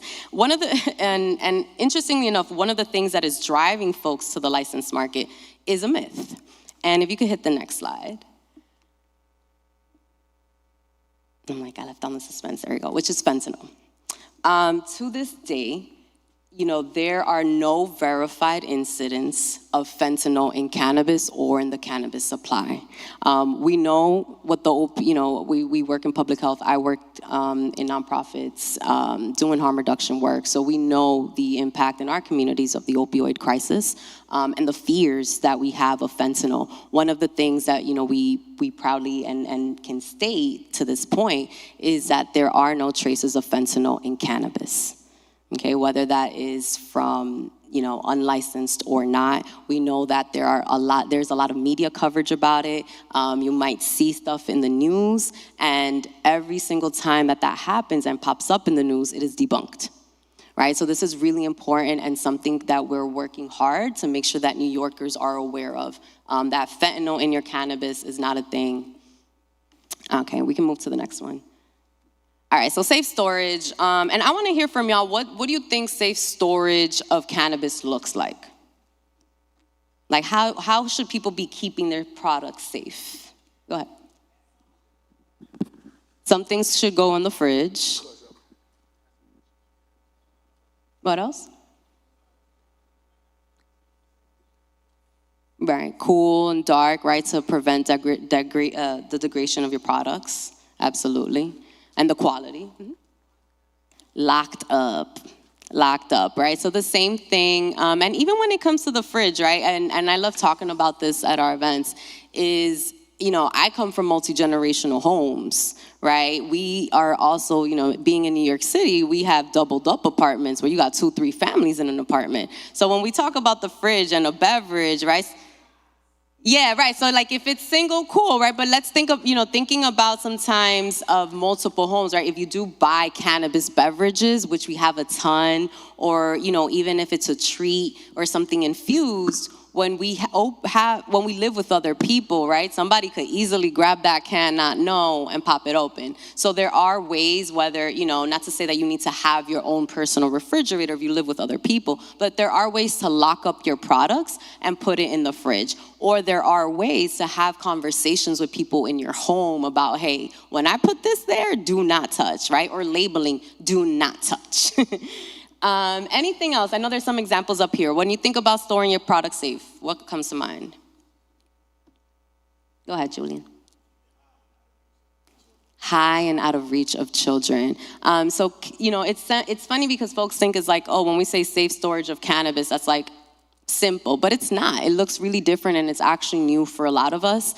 Really similar to our cleaning products.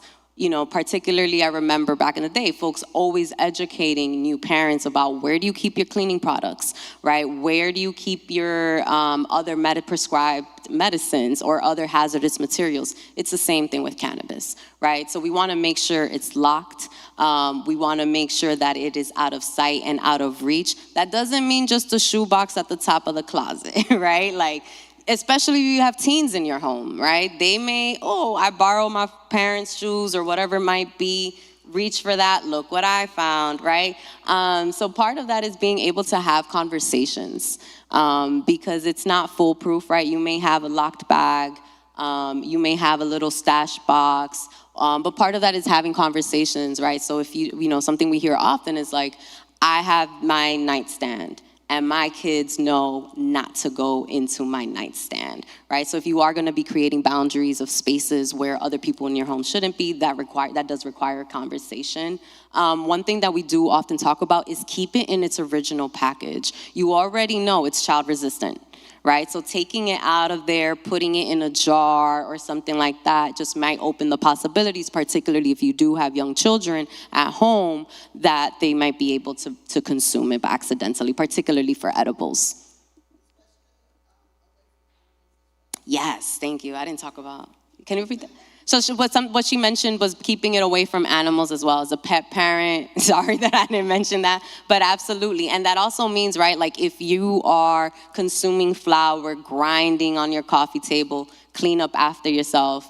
And another thing too is your trash bin, right? Dogs particularly, or sometimes if you have a trash bin that does not have a lid on it, kids may be like looking, there might be something there. And so, you know, folks are always kind of able to reach. So just make sure that whatever you have, you're able to dispose of it in a safe way, in a way that it's not recognizable. If you do use other product forms, or maybe you use a Q-tip or something like that, make sure that it's always in a closed bin. All right, and we can hit the next. Actually, we're gonna skip to the 3 more slides, sorry. This was just in case. The next one. All right, so the resources. You can hit the next one. Thank you. All right, so on our website, we've produced over 12, I believe at this point, pieces of literature or educational materials, and we're gonna continue to do more. This is new, you know, we are all, not only are we always learning about cannabis every single day, but this is brand new for New Yorkers, and we really wanna start from the ground up and build a literacy so that folks know, not only if you consume or not, but when you see it, when you're able to have these conversations in your homes or in your community spaces. So these are some of the examples, right? What does safe storage look like? How do I read the label? How do I read the certificate of analysis? What is THC? I don't know what a gram looks like. What is a gram, right? What does that mean in terms of cannabis, right? If I'm curious, what is medical cannabis? So we have lots and lots of materials. They're currently, and we're translating it all in 12 languages. So right now on our website, you'll be able to see them, I believe in up to 10, and those are continuing to be updated on our website. You can download, print them, share them, please do. And I think the next one. Yeah, any questions? Like right on time. Any questions, thoughts, comments, concerns, yeah?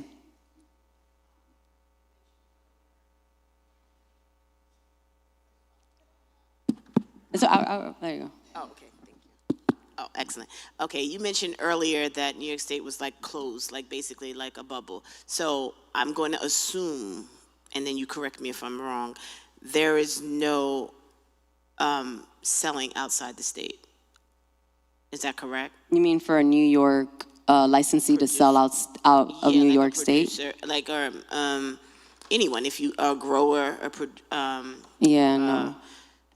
Yeah, no, nothing. no, Okay, it can't just cross say state no, line. yes. So even, you know, and we don't necessarily have that on this slide, right? So even if, and this is something important, so if you're a medical patient and you have a card or you do have cannabis, right? Even crossing the bridge to Jersey, you know, we're crossing state lines, which is illegal. Online. Even online.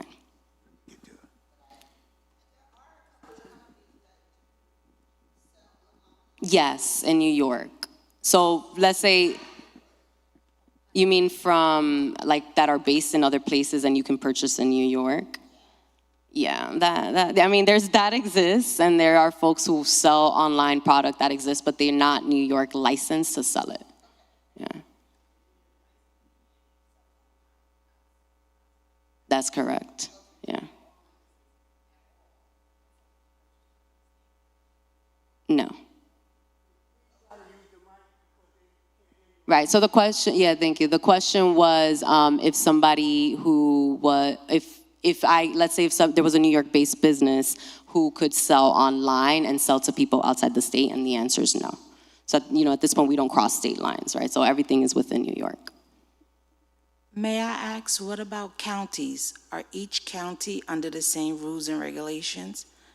I'm from Suffolk County.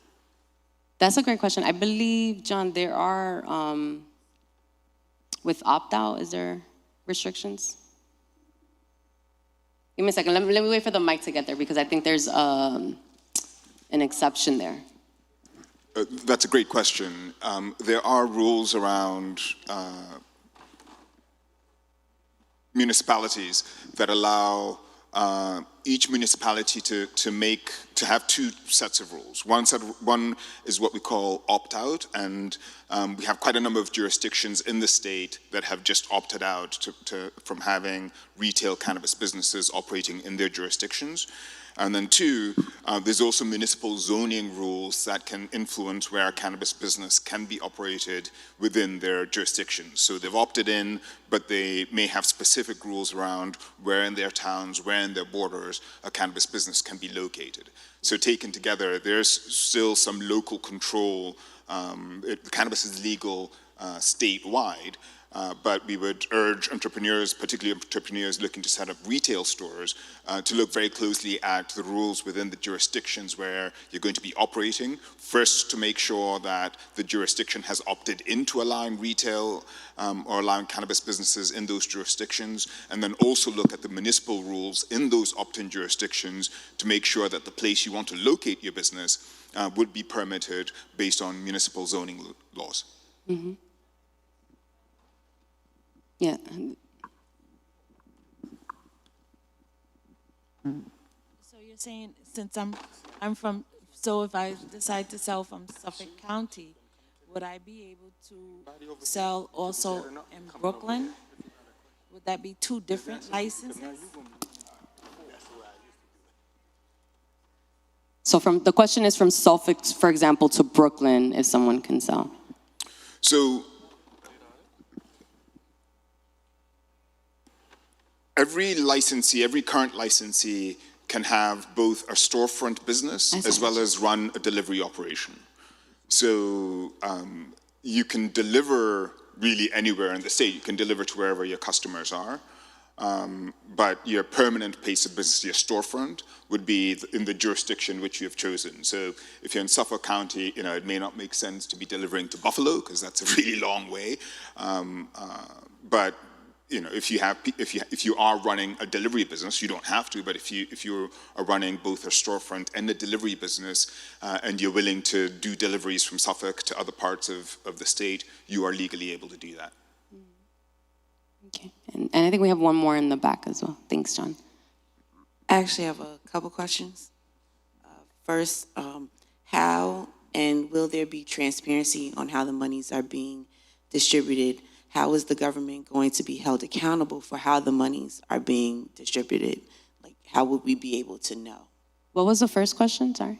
How and will there be transparency on how the monies are being distributed? So if you're saying 40% of whatever, I guess, tax dollars are going towards education, how will we know that?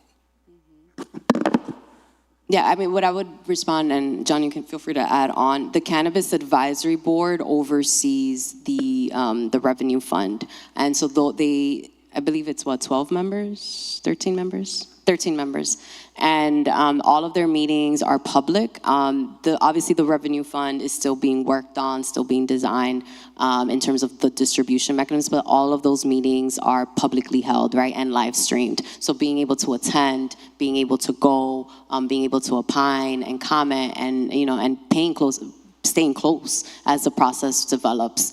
Yeah, that would be the body that would be responsible for. My other question is, how are these companies going to be monitored beyond the labels? Because you could pass a label test and then use another flower in your product, and now some of these companies have been found to be selling products with mold, which was never heard of in the underground market. And what I've also noticed in DC is that in their packaging, they're also adding like these freshness packets, which may contain certain chemicals within that may be legally be legal on the grounds of FDA, but then FDA may be passing certain provisions that really do not benefit the people, but really it's about lining their pockets. Yeah, I would add, I focus on the labeling really from a consumer and a community perspective, right? In terms of like what to know, what to expect, what you would come across at a dispensary when you do purchase. Licensees have tremendous amount of regulations on it, right? Particularly around processing, packaging. We do have a robust compliance team, right? And so there are inspections to all facilities, right? Whether that's in the field, to the factories and facilities where they do package. There are also vetting processes, right, in terms of, the designs on the actual label or the products themselves. And all of the guidance for that is also available on our website, and what that mechanism is for OCM to oversee and enforce. Okay, we're at, one more and then we know we're at 12. So I am a legal operator in Washington, D.C., and that is not correct. We do not put any type of freshness seal in our products. So what that's telling me is that you might possibly be getting products from the illicit market. So that's why it's important for you to really know who's registered, not only in New York, but in D.C., what products that are actually supported by the Department of Health or the Cannabis Commissions. So please go back into the websites and make sure you're purchasing from legal entities. Thank you. So I do, because y'all attended Why Buy Legal today, we have a special gift, which is a lock bag. Julian, if you could hold it up. If you don't have one already, and even if you're not a consumer, right, you came out of curiosity. Thanks, Julian. This is something, it's Father's Day weekend, Juneteenth weekend. There's a lot happening outside. We're hitting summer. So if there are loved ones that particularly do have young children in their homes, that are avid consumers and don't have locked bags, please, you got a gift for them. These lock bags have a combination lock, and it also has a carbon filter, right? So that is not going to be emanating. It's also spacious, so it can house much more than just a pre-roll. It can hold flowers and edibles. So we have one for everyone in the room today. Thank you so much for attending. Again, my name is Catherine Diaz, Public Health and Campaigns Coordinator. I'll be down there. We can keep chatting. I have materials, and thank you for coming, especially on this weekend.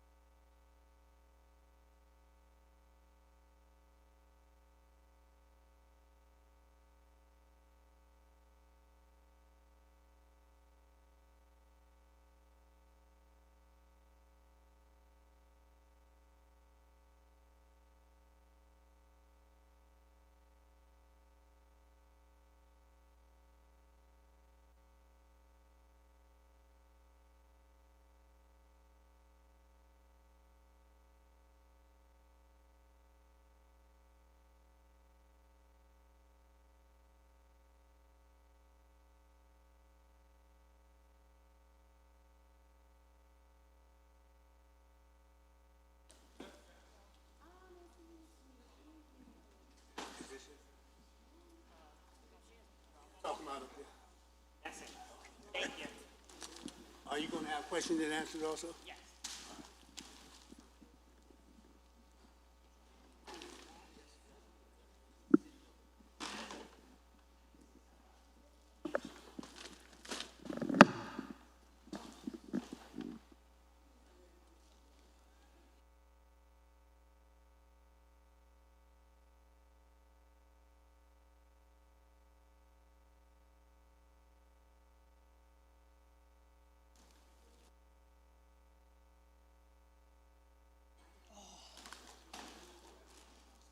Oh, the mic.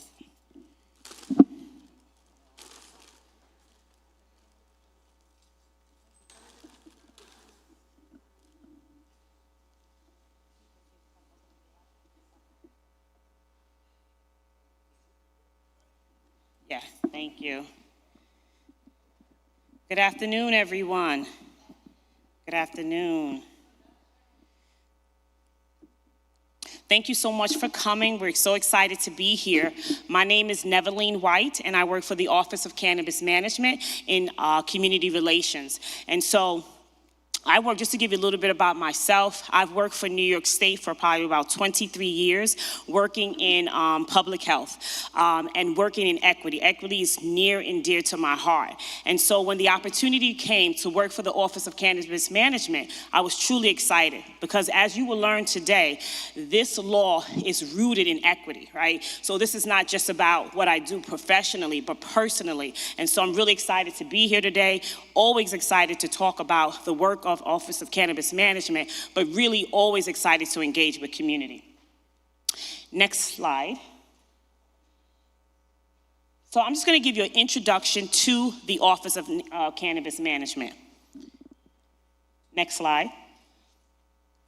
So as many of you know, or if you don't know, the Office of Cannabis Management was created when the Marijuana Regulation and Taxation Act, which we refer to as the MRTA, was legalized in March of 2021.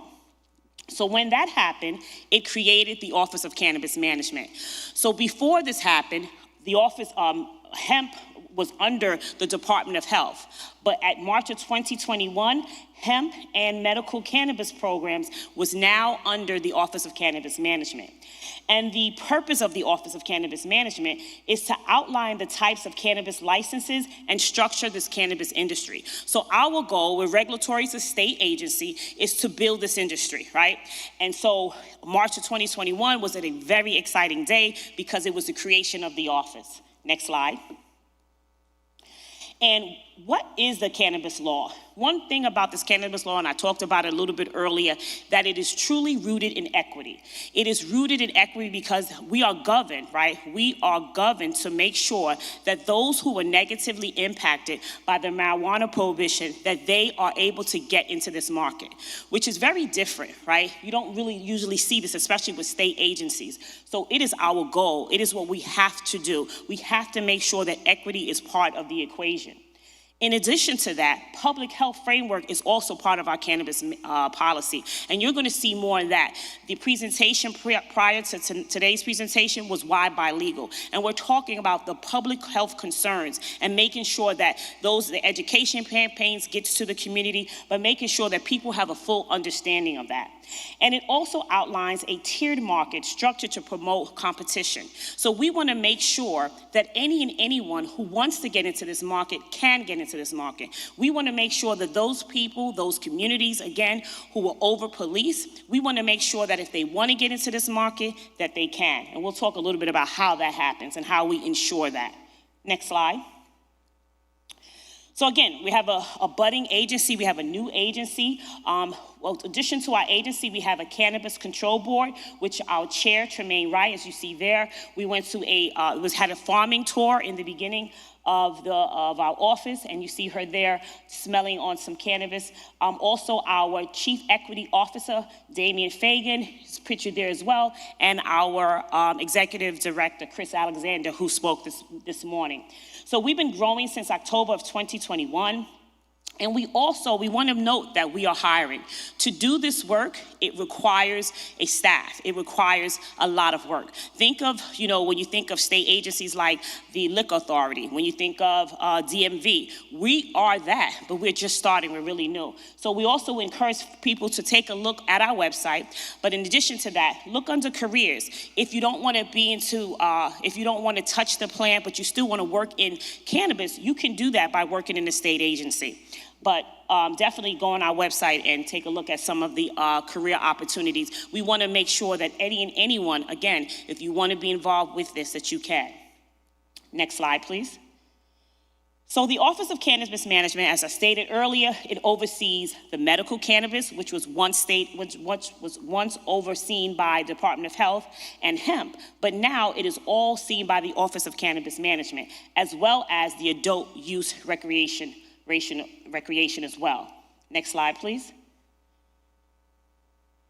So to date, we have licensed 279 licensed cultivators. So those are the growers. So when we started this, to build this industry, we needed growers, right? So we licensed 279 growers, which was many were previously hemp growers that we allowed to come into the market because they had the previous relationship with the state and understood how to do business with the state.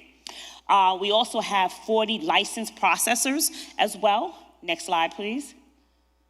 And we also have 215 what we call card licenses, and we have 215 qualifying businesses and 10 not-for-profit.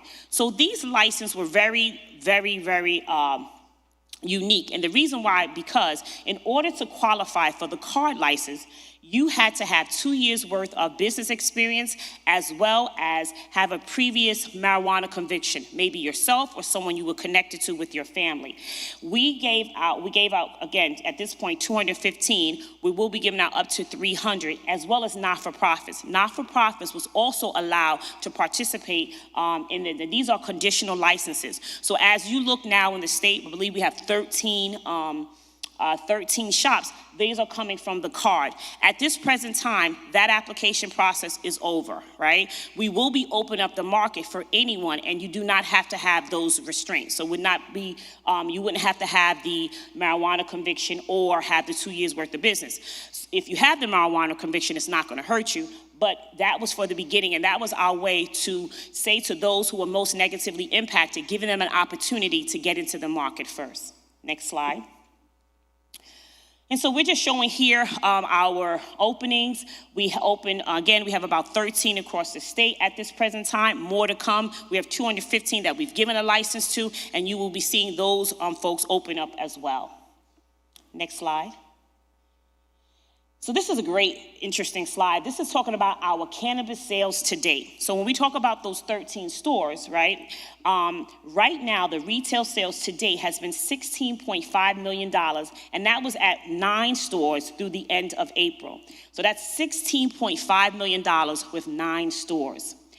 And we saw a growth in April versus March, 95%.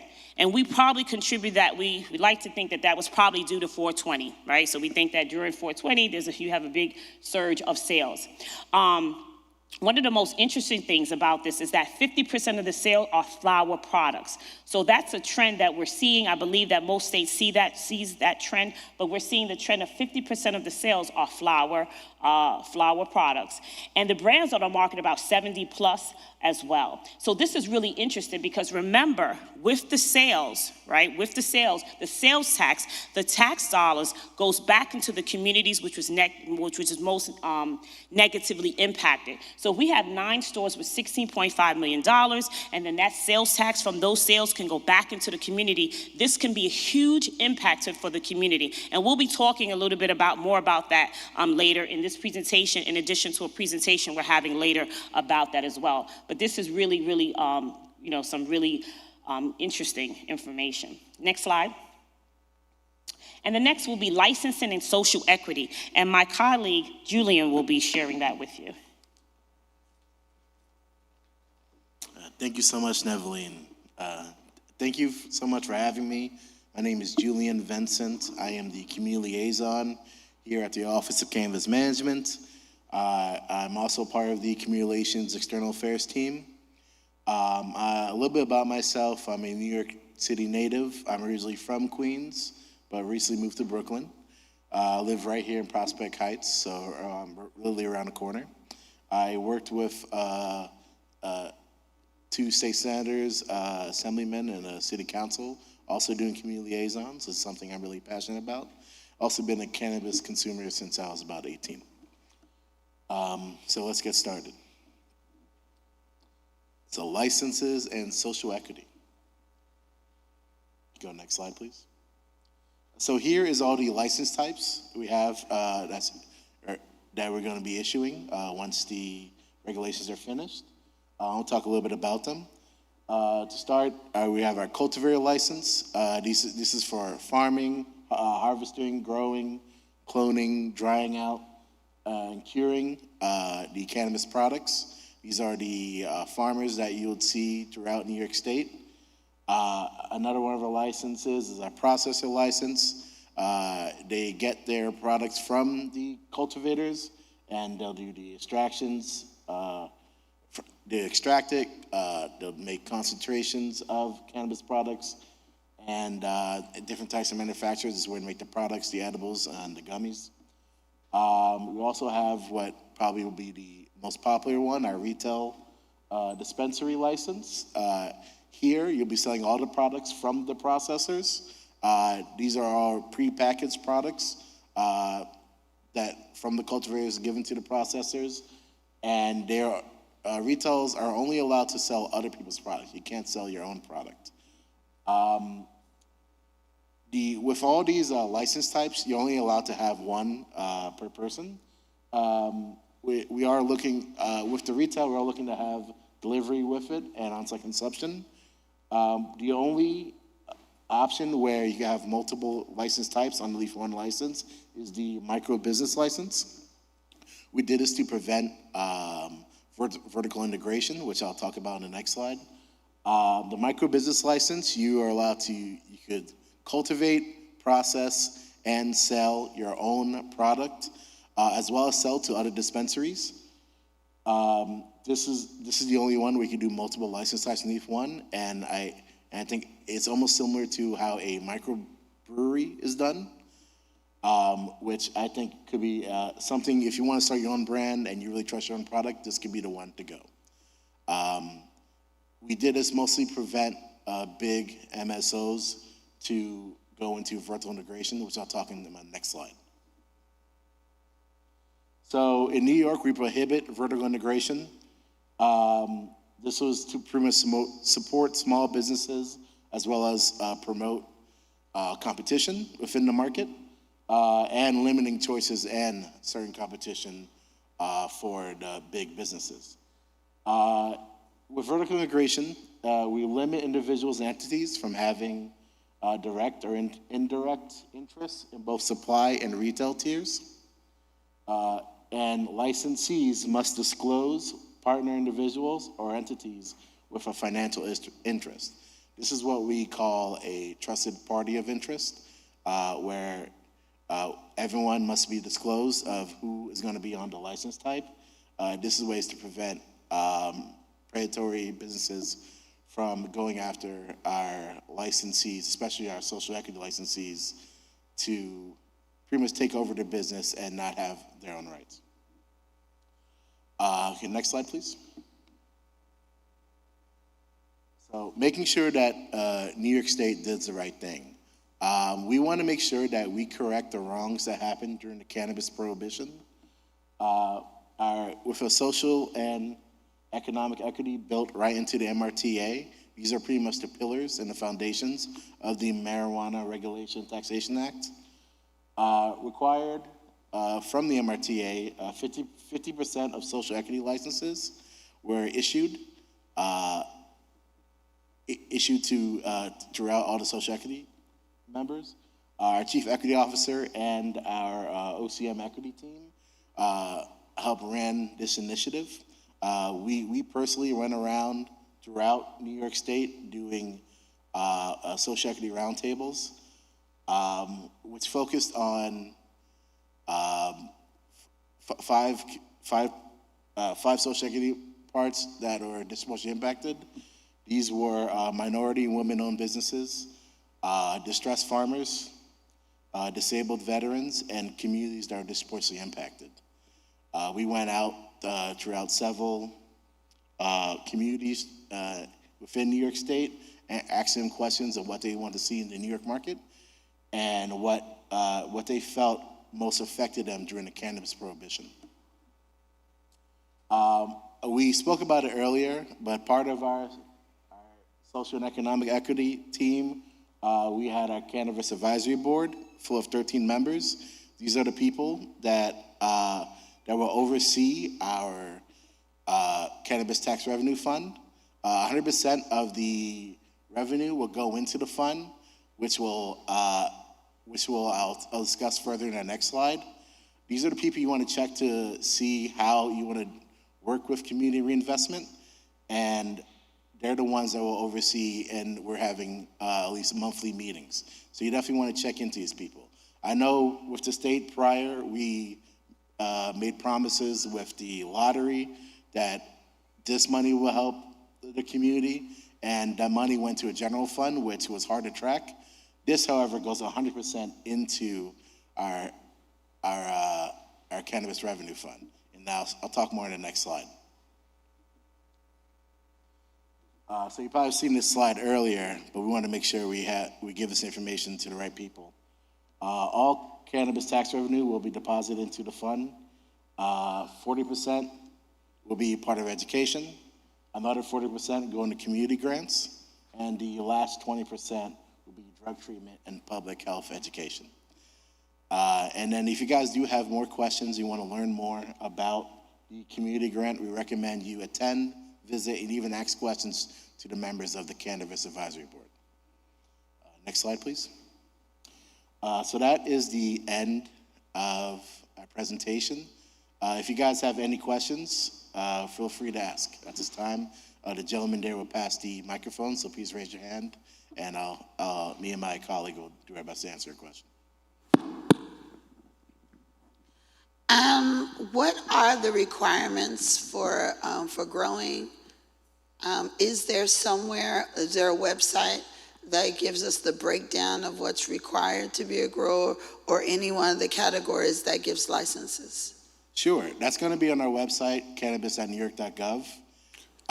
Cannabis what? I'm sorry. I'm sorry, I did say pretty fast. Cannabis.newyork.gov.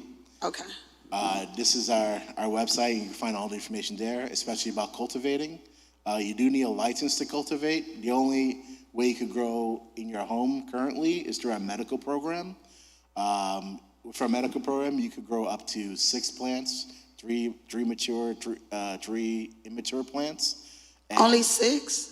At the moment, only 6, but unless you are... Is that going to increase? California has 99 plants. At the moment, this is, we're still going through a regulations process. This could change in the future. It's a living document. But at the moment, it's only 6. But if you're a designated caregiver, you're allowed to grow up to 12 plants. Okay, and another question is that are we in line with the federal regulations as well as state? Because I know California has had a problem with that, where the state was approved, but it wasn't approved federally. And so you could have a storefront and then still be interrupted by the feds. Well, currently we only have regulations through the state. Cannabis is still seen as a Schedule I drug federally. However, we don't believe there should be any issues that the federal government will come and raid the legal cannabis shops. But as of right now, it's only legal through the state. Okay. Thank you. Is there any other questions? All right. Well, thank you, everyone, for coming. I also want to do a huge shout out and thank you for my colleague, Neveline White, who has done so much great work today to make sure everything was running possibly and smoothly. So if you guys could give a round of applause for my colleague, Neveline White, thank you. Thank you.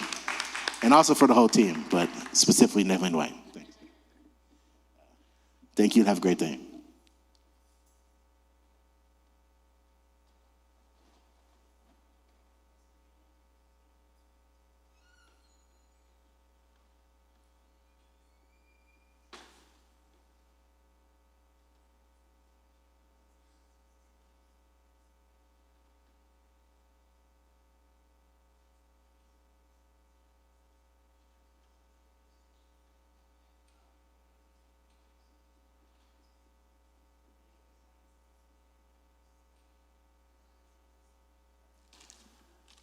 So the next presentation in this sanctuary will be cannabis licenses and social equity in New York State. And that would be probably in the next 5 minutes.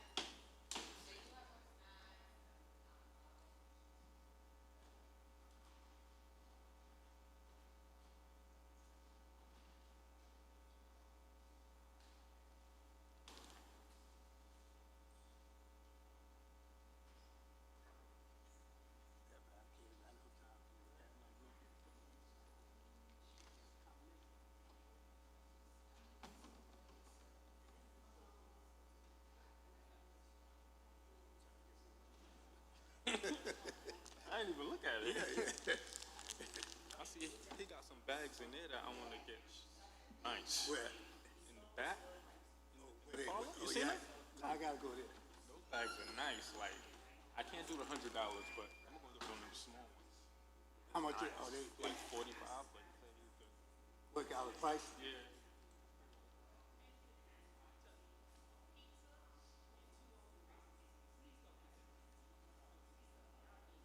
Somebody just asked about that.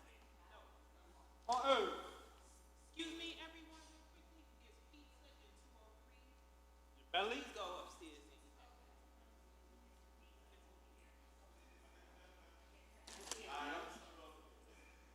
Oh, go right out here. Staircase.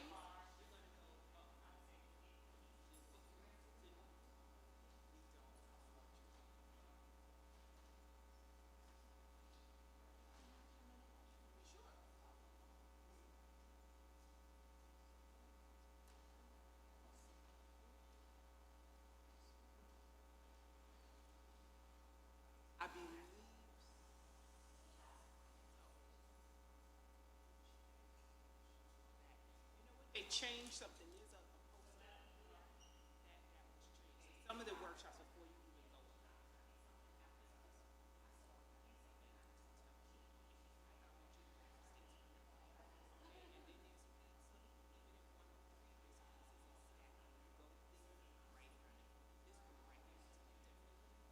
Yep.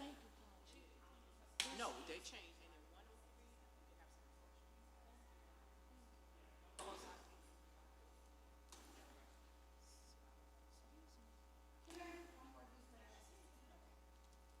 Thank you.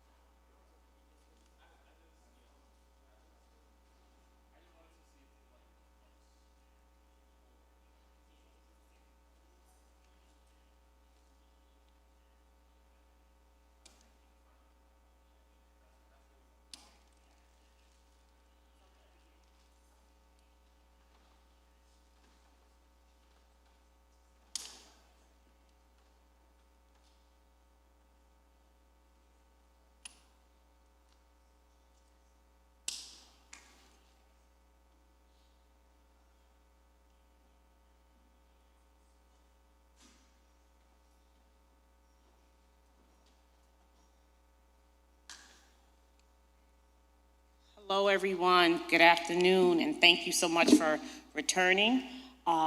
We're going to have a conversation. It seems like we have a very small, intimate group here, and so I would love for this to be conversation. So at any time, if you feel like asking questions, feel free to grab the mic and answer questions, so that again we can have a conversation. So if you can cue up the presentation.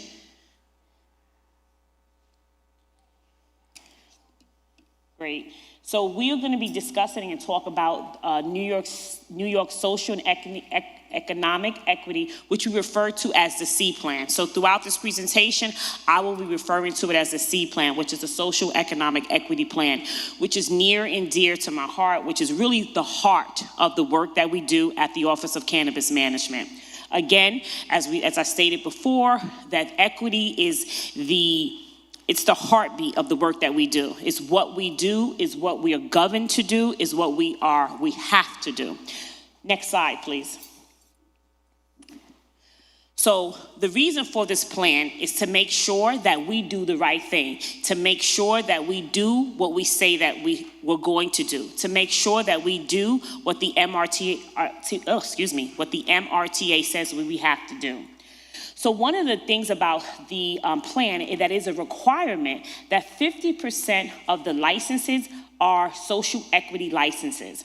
And so when the presentation prior to, Julian talked about the licenses, those 9 license type, 50% of those licenses needs to go to social equity. And when we talk about that, we're talking about 5 groups. We're talking about women-owned businesses. We're talking about minority businesses. We're talking about distressed farmers. We're talking about communities that were disproportionately impacted by the war impacted by marijuana prohibition. And we're talking about veterans. So those are the 5 groups, and we need to make sure that they are included in the equity licenses. And again, we're looking to give them 50% of the equity licenses. We have a chief equity officer, which is Damien Fagan, and we also have an equity team. So we're so dedicated to the work of equity that we actually have a team of folks. This is what they do. And they worked really hard on this C Plan. And we do have a member of the team here today, and he will be able to help and answer some questions today. In addition to that, we have the Cannabis Advisory Board, which is 13 members from across the state, and their job is to advise, guide, and support. This is really, really important. So we talked about the taxes that comes from the sale of marijuana. So those taxes, this board is responsibility will be talk about how do we invest that money? Where do we invest that money? Really important that we get to know these 13 members. I encourage everyone, if you have not done so already, to please give us your email. Engage with us through our website, www.cannabis.ny.gov. We will give email updates. This board meets, they just had a meeting this Tuesday, and it is recorded and archived. But it is important that we follow the money. It is important that we engage with this 13 board member. So I really want people to know that this exists and to be engaged. It's very important for our communities to engage. Next slide, please. So what is the C Plan, right? And the C Plan and the goals of the C Plan is to include the promotion of racial, ethnic, and gender diversity when issuing licenses, and the promotion of diversity in commerce, ownership, employment, and opportunities for social and economic equity in the regulated cannabis industry. So that's a lot, right? And it's a lot to digest.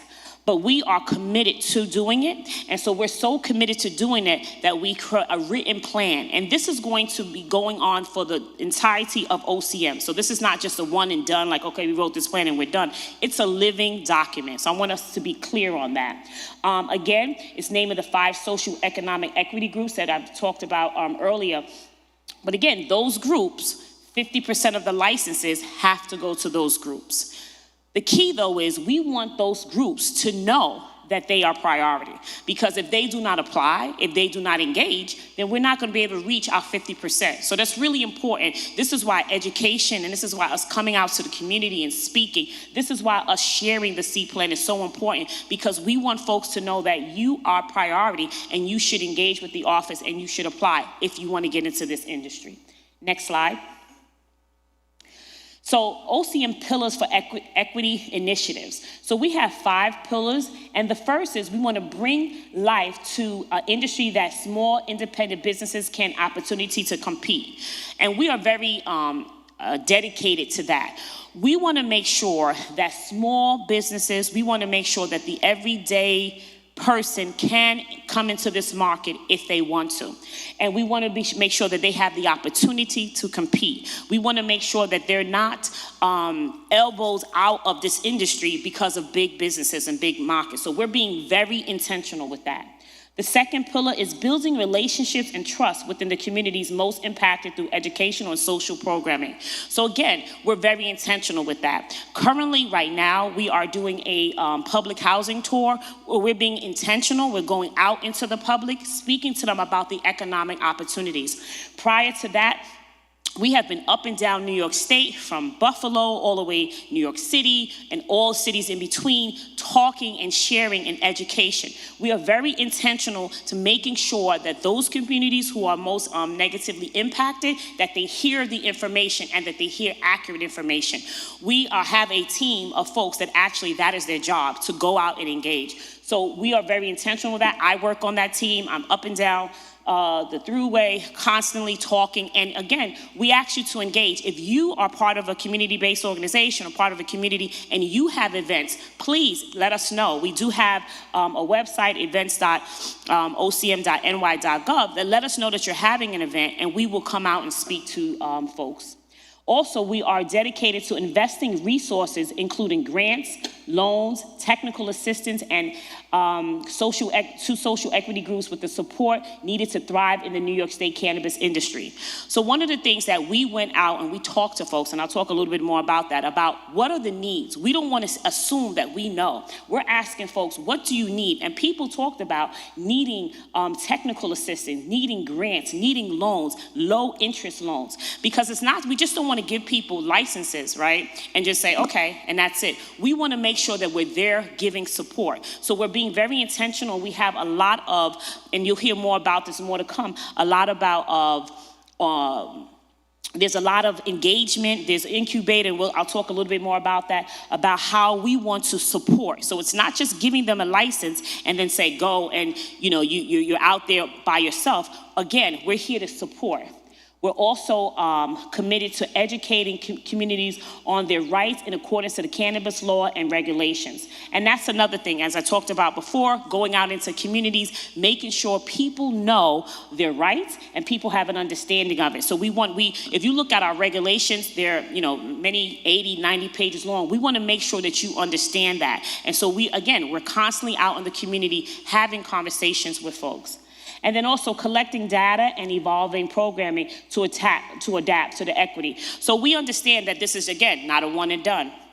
We have to continually, as we grow the industry, that we have to continually collect data, and if we need to pivot, then we pivot. If we need to make changes, then we make those changes. But that is happening as we conversate and have engagement. So we're really about engagement, getting out of, the state ivory tower and going into communities, but not just going and talking, but partnering with communities and making sure that we hear what the community is saying and making sure that the community understands what we're saying, because many times people do not get accurate information. And so we're really being very intentional with that. Next slide.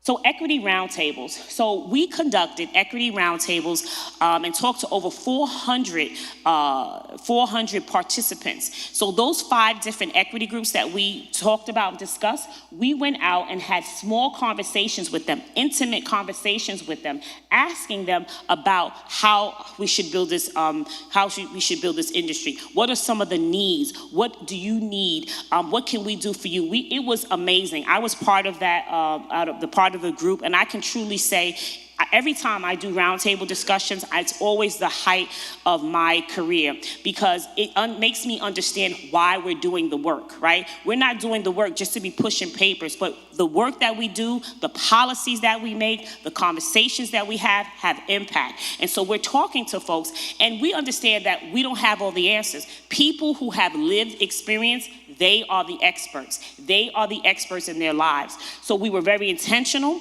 We connected with community-based organizations, and we made sure that we went into deep roots. So when we were speaking to minority-owned businesses, we were talking to minority-owned businesses. When we were speaking to communities which were disproportionately impacted, we were talking to those communities. When we were talking to veterans, we were talking to veterans. So we were very intentional that we had the right people in the room, and we listened. We weren't there to speak. We actually asked questions, and we had people who was just in the room writing down.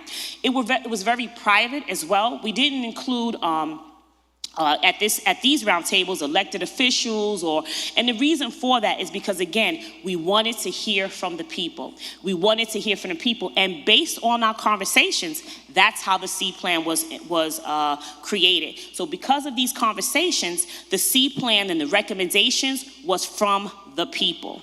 So I just want you to know that this document is truly a document where people engage and we listened. Next slide, please.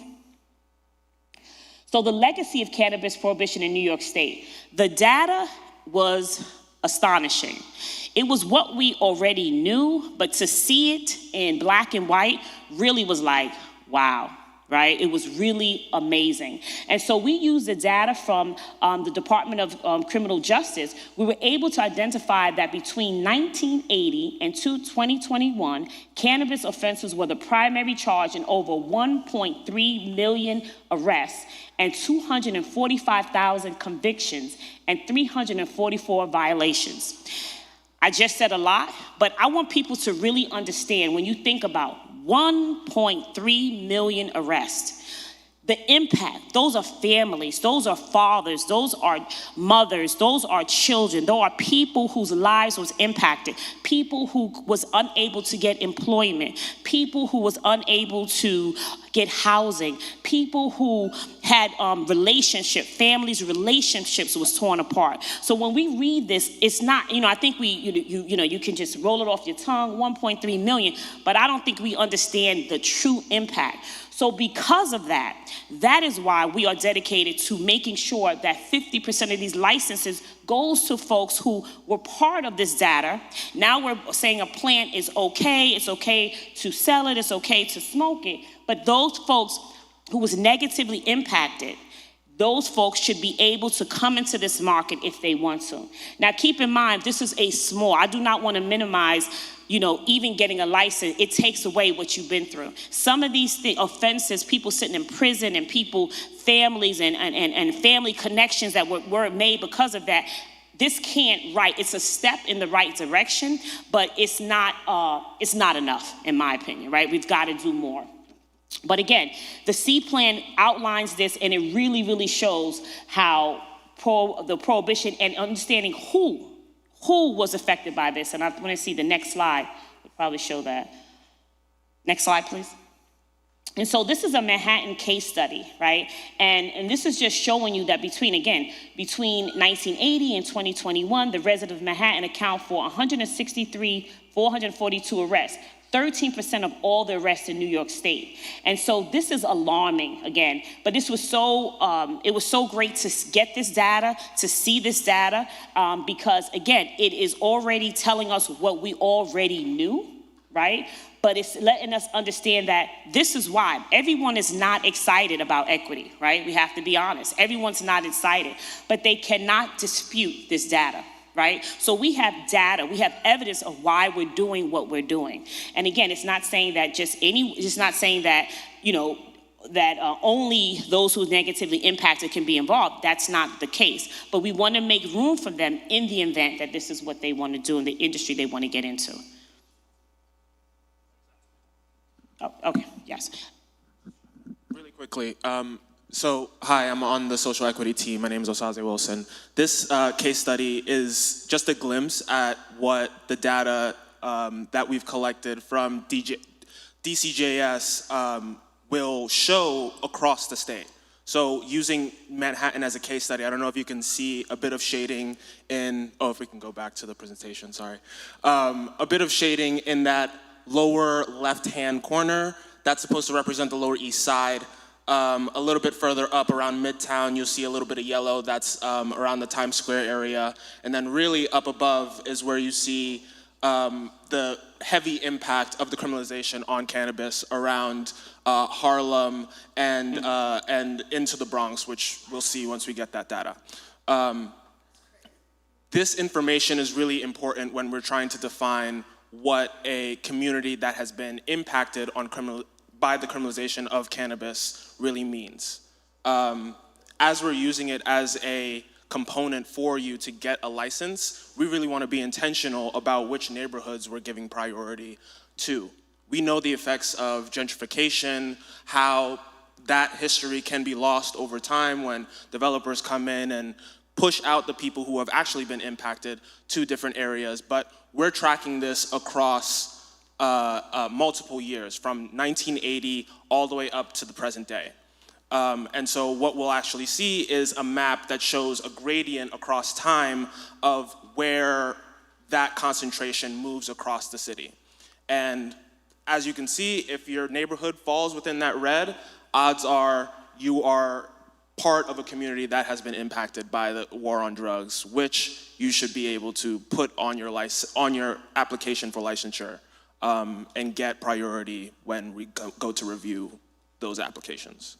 Thank you. And Ozaze is on the equity team. So we talked about we have a team, Ozaze on the team, and work intimately with the C plan. And he will be here to answer questions. And we're going to open up for questions in just a few seconds. Next slide.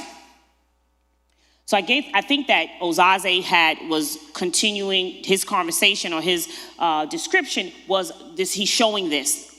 This slide is showing exactly what he just talked about. Next slide. And so these are some of the recommendations, right? And so as we go across, because we will be traveling New York State, going and talking about the C plan and engaging folks, and we will be talking about the C plan and the recommendations. Like if we're going to community disproportion, we're going to show you what they said. But just to go over some overarching recommendations. Market architect, we're looking to protect the two-tier market. So as Julian was talking about, what that means is that we want to make sure that small businesses, small entrepreneurs can get into it, and also the social and economic equity assessment tool that you can get on our website, and we'll talk a little bit more about that. We'll also want a pathway to licensure for C groups, so those 5 groups, we want to make sure that there's a pathway, right? There's a clear pathway. We want to make sure that you get support when applying for it. You shouldn't have to pay an attorney $30,000 to fill out this application. So we want to make sure that you can, you understand the application and that there's support for you to be able to fill this application out. And we talked about that. Incubators, I'm going to have Ozade speak more in depth about that. And then community and consumer engagement. We have our public education campaigns responding to local and consumer demand. So again, the Office of Cannabis Management is very adaptable. We will pivot. When we see something happening, we may start off and says, you know what, we're going to start this way. But as we see, that's not working. We're like, okay, then we're going to try something else. We are very adaptable. We understand that we have to be as we're building up this market. But we are very intentional, making sure that those, again, who are negatively impacted, that they could make sure that they can see a path getting into this industry. Ozaze, do you want to talk about the incubator initiative that we have going on? The incubator program isn't yet fully flushed out, but it's one of the things that we mentioned in the C plan to be a path for young entrepreneurs, not only young entrepreneurs, but new entrepreneurs into the cannabis space to really get a foundation first before actually going out and having to rely on self-funding for real estate, for the various things that you'll have to buy to actually build out your operation in terms of machinery and things like that. we're trying to provide state-run facilities across different access points in the state, so entrepreneurs can come in, start their business idea, get a few trial runs under their belt before they go out and make heavy investments in real estate and all of those other things. For example, if you're a micro business or you're interested in a micro business license, you apply to the program, you get accepted. You're conditionally approved to be a micro business. But first, you kind of have to go through all of the hoops that normal businesses have to go through in order to get up and running.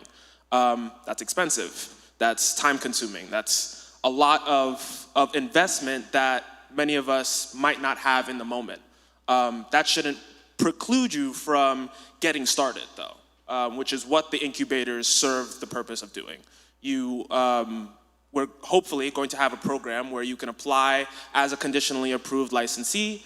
You get into this incubator program depending on where your business is located or where your home location is, and you're zoned to one of the incubating sites for your business to get up and running, for you to get a head start on creating your thing. So as I said, the example with the micro business, you're trying to get seeds in the ground for the first time. As all micro business licenses, you have to be able to grow, or that's part of the responsibility of holding a micro business license. So a lot of people need that first experience in growing in a place where they might not have to rely on self-funding for a whole plot of land or anything like that.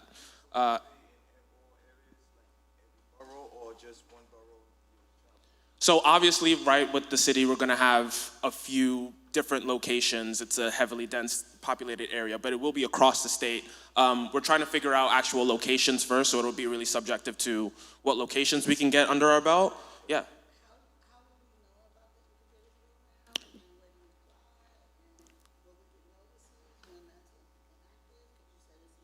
Not yet, but as Neveline mentioned before, if you go to cannabis.ny.gov and you sign up for our newsletter, you'll get all of the information on when the application is open, on when these programs are available. All of the information goes through the website there, and so that's where you'll get most of our announcements as well. Yep. Logging on to, okay, go ahead. Yeah.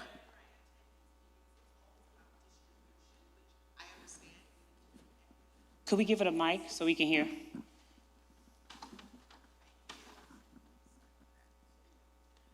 Thank you so much. I was saying, whenever I attend some of these educational sessions, which I'm very grateful for, there's a focus on distribution for minority businesses, but there are a plethora of certified minority businesses in New York that are professional services companies, accounting firms, law firms, communications. I do training.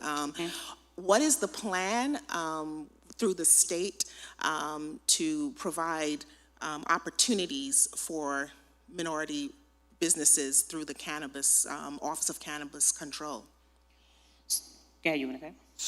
So what you're speaking about is a lot of the auxiliary businesses, the ancillary, thank you, sorry. Yes.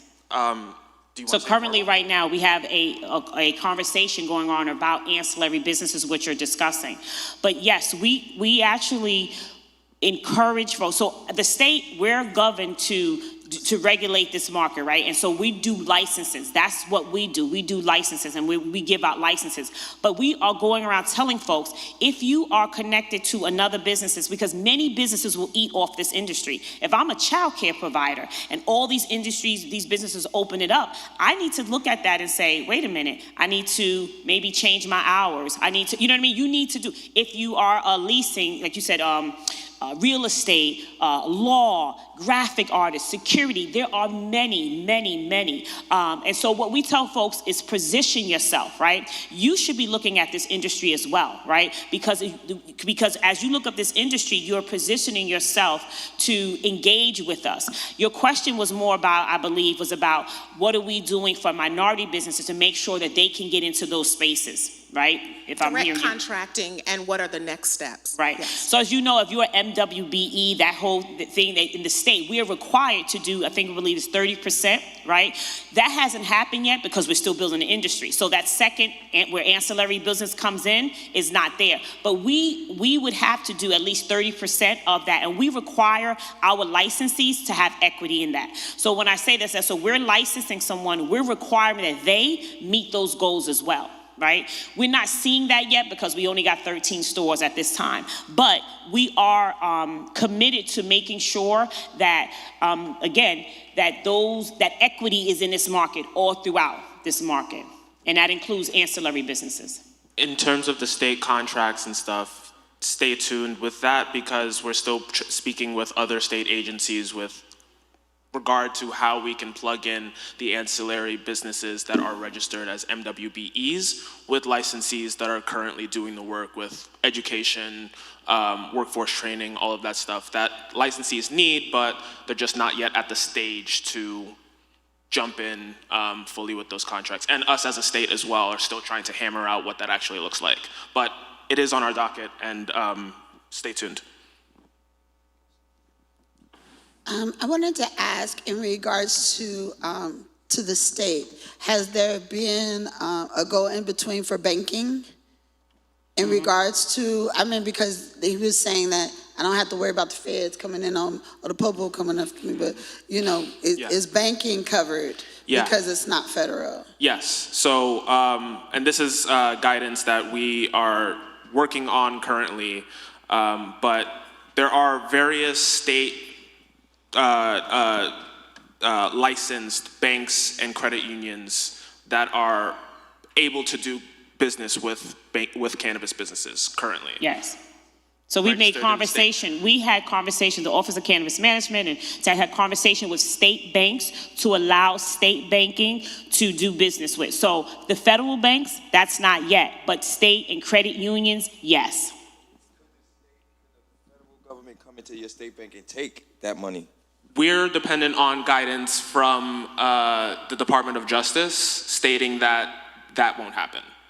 And we're reliant on that for now, as are all the other states in the country. Is there any other questions? Questions, concerns, comments, thoughts?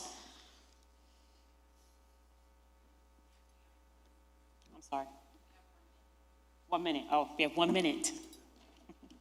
I just wanted to say really quickly, some things that you guys can expect from our office coming in later in the fall. That's when we're hoping to open up our application for licensure. You guys should pay attention again to the website that I plugged before, cannabis.ny.gov, where all the newsletters and stuff gets sent to you. It can get sent directly to your email, but September is when you all should start to expect us to begin to announce the application for licensure being unveiled. Thank you so much. September, licensure, expect it. Anticipated. Anticipated. Thank you so much.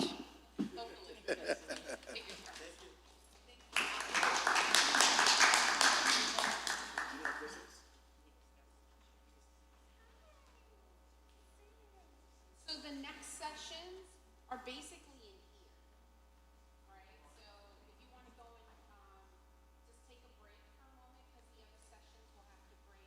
We can't, technically, we're not supposed to have any water or any liquids in here, no food, so let's tighten up those water bottles that we have, but they're not allowed. But if you want to snack, you can go and eat that out there, and then return back here in about 5 minutes. Come on in, we're not finished. mean, we're still going. We have more sessions.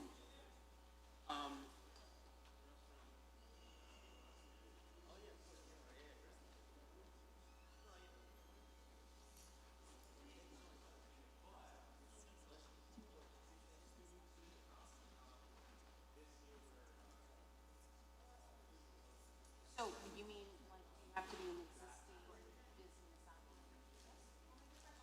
Ask them, yeah, absolutely. Hi. Oh, thank you.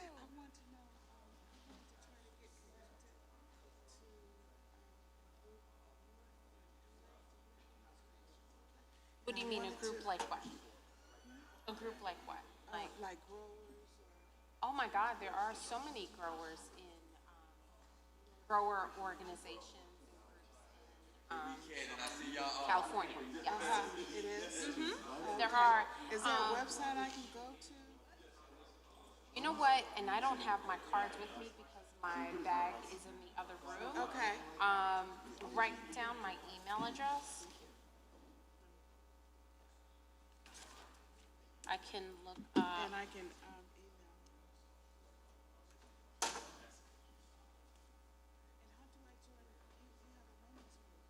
What Women Grow. It's just Oh, just follow us on. Oh, okay. Oh, okay. Women Grow. This is us. Okay, okay. Yeah, just follow us. Okay. That's what we were saying. You can click. Okay, I'll do that. You just scan it. Okay. And I'll do follow that. us on the mailing list, and then I don't know if you're on social media or not, but you can follow Instagram. us on. Yeah, we're big I'm on on Instagram. Instagram. And yeah, I mean, the best way, because most of the time I'm like declining, because I'm in a meeting. That's why I'm like email, because I know I'll respond back for sure. Okay. Is that working?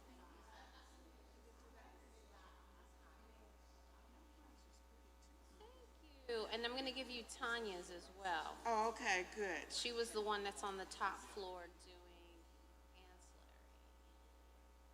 Yes.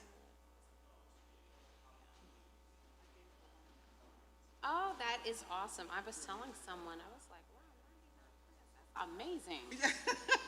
Honey, people wish. I know, huh? Hi, how are you? Do you want to come in and? Awesome. You can have a seat. You can go through the door over here, and we have snacks and vendors over there. Okay. You came to learn about cannabis education? Hi, Patrick. Nice to meet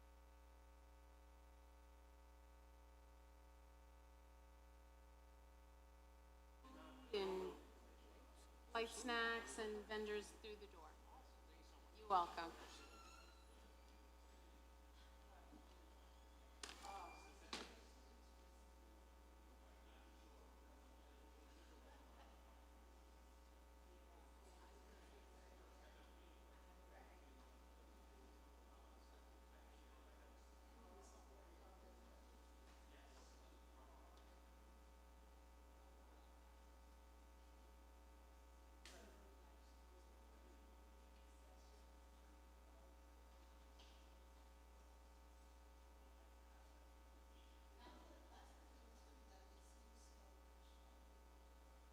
So, you just can't open up the water bottle in here, Mom. Okay. Okay, I was just gonna say, you just can't drink, no open bottles. I gotta just let the people know. And I'll be right back.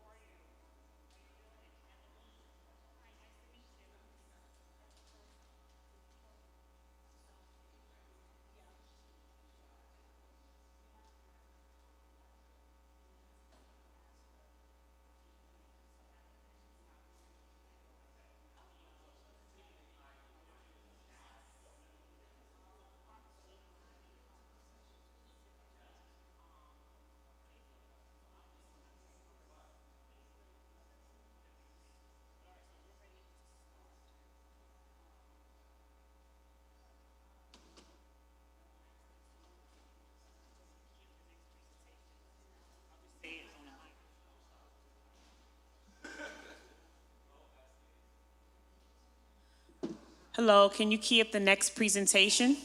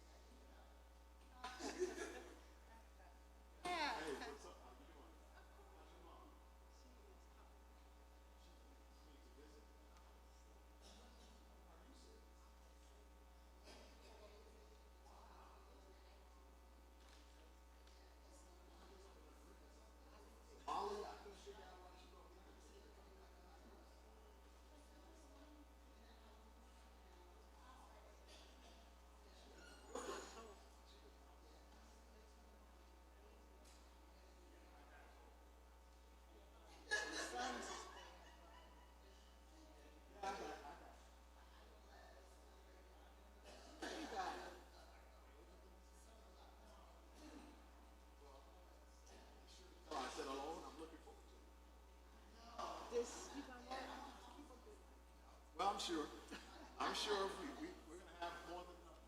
Good, good. That's great.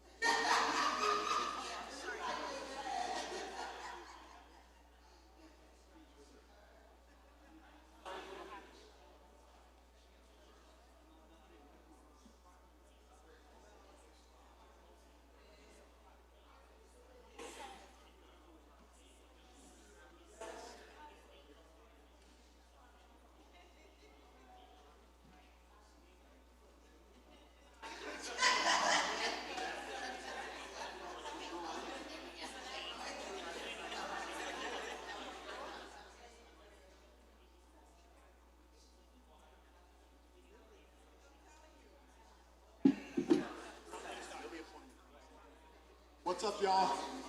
I want to welcome you to what will be, excuse me, may I have your attention, please? May I have your attention, please? That's the polite way of saying shut up.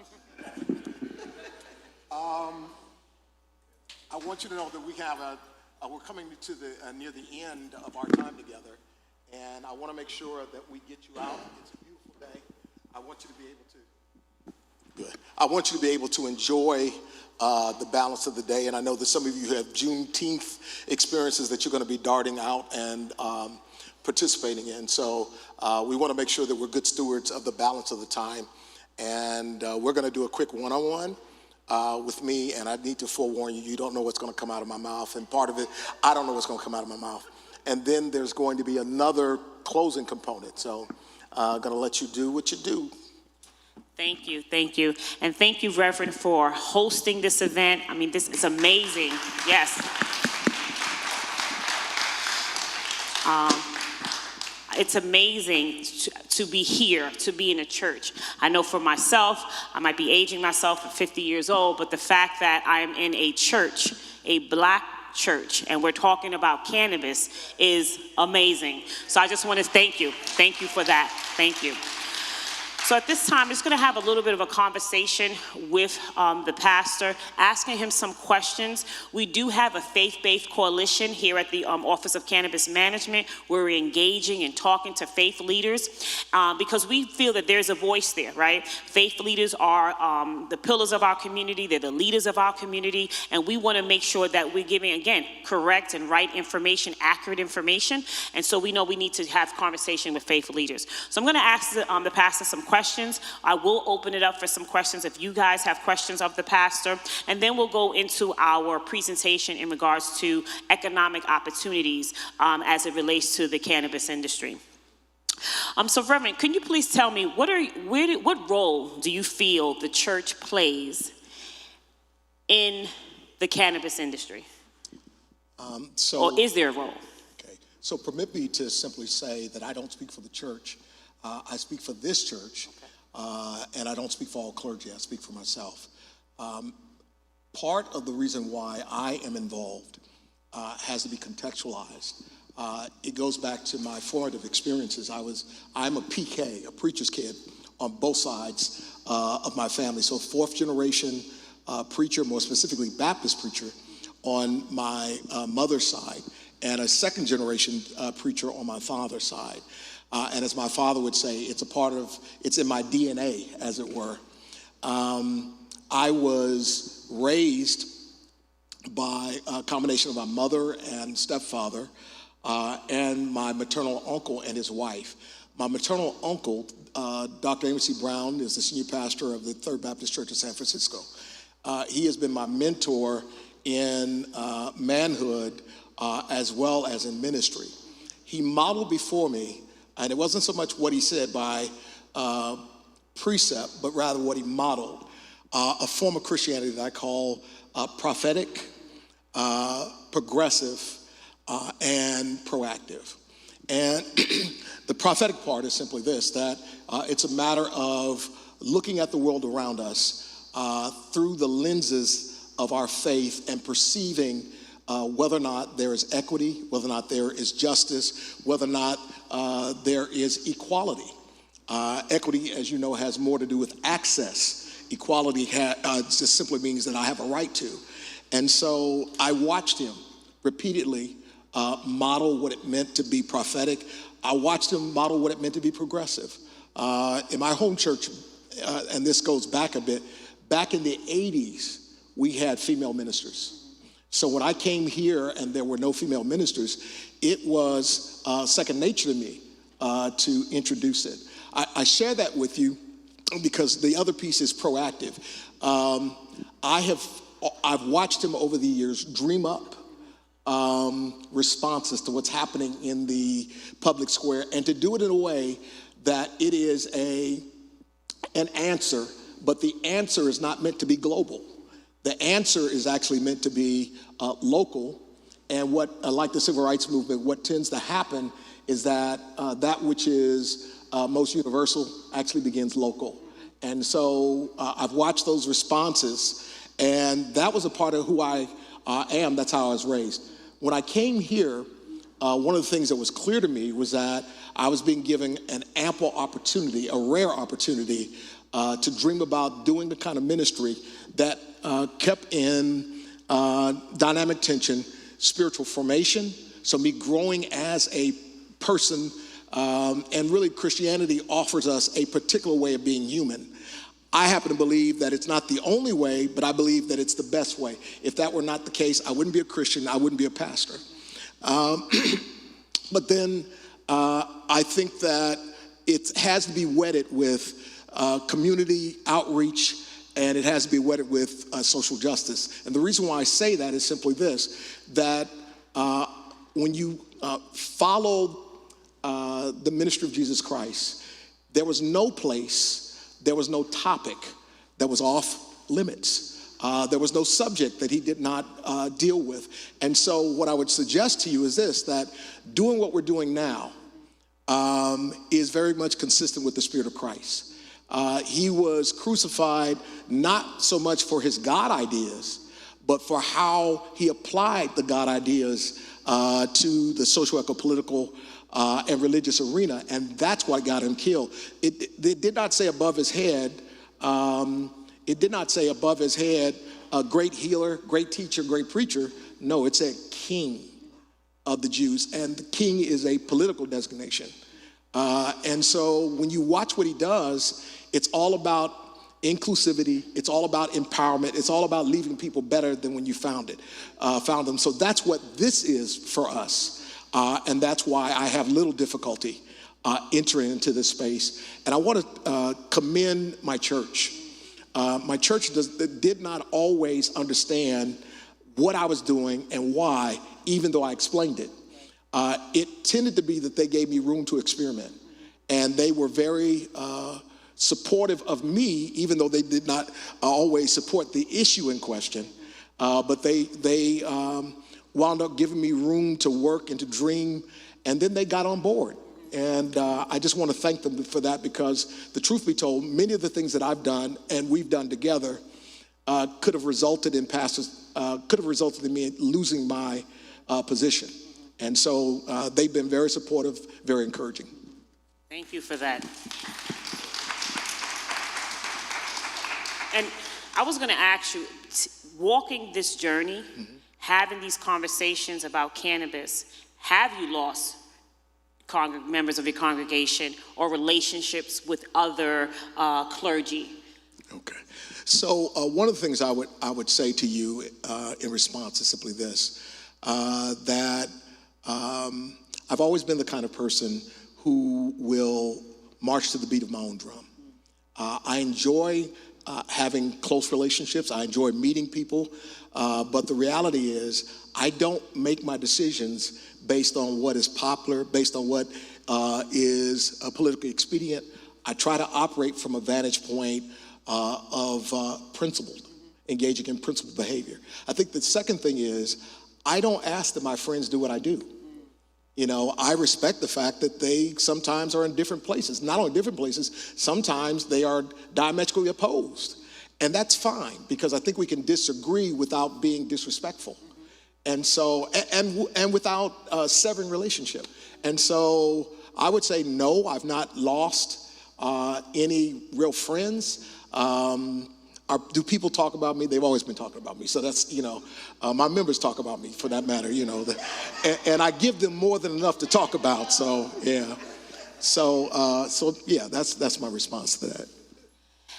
My next question is in regards to the cannabis. From the sale of marijuana in New York State, there's going to be tax, and that tax dollars is going to the a fund, right? And that fund, part of that fund is going back into the communities that were negatively impacted. And so, what are your thoughts on when serving some of your congregation that may be members of these communities? What are your thoughts on where this money should go? Where is it needed? What are the needs assessment of your community?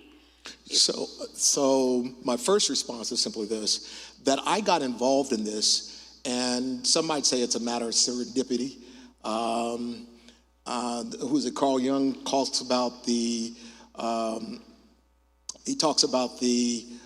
arrangement of good fortune.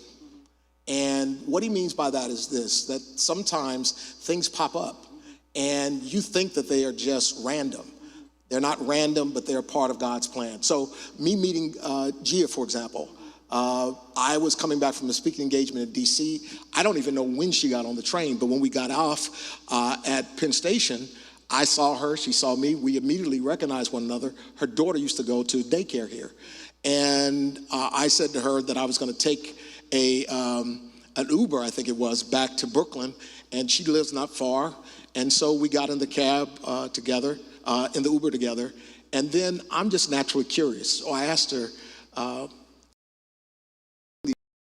and so she hesitated initially, and then she said, well, Pastor, I'm involved in this enterprise called Women Grow.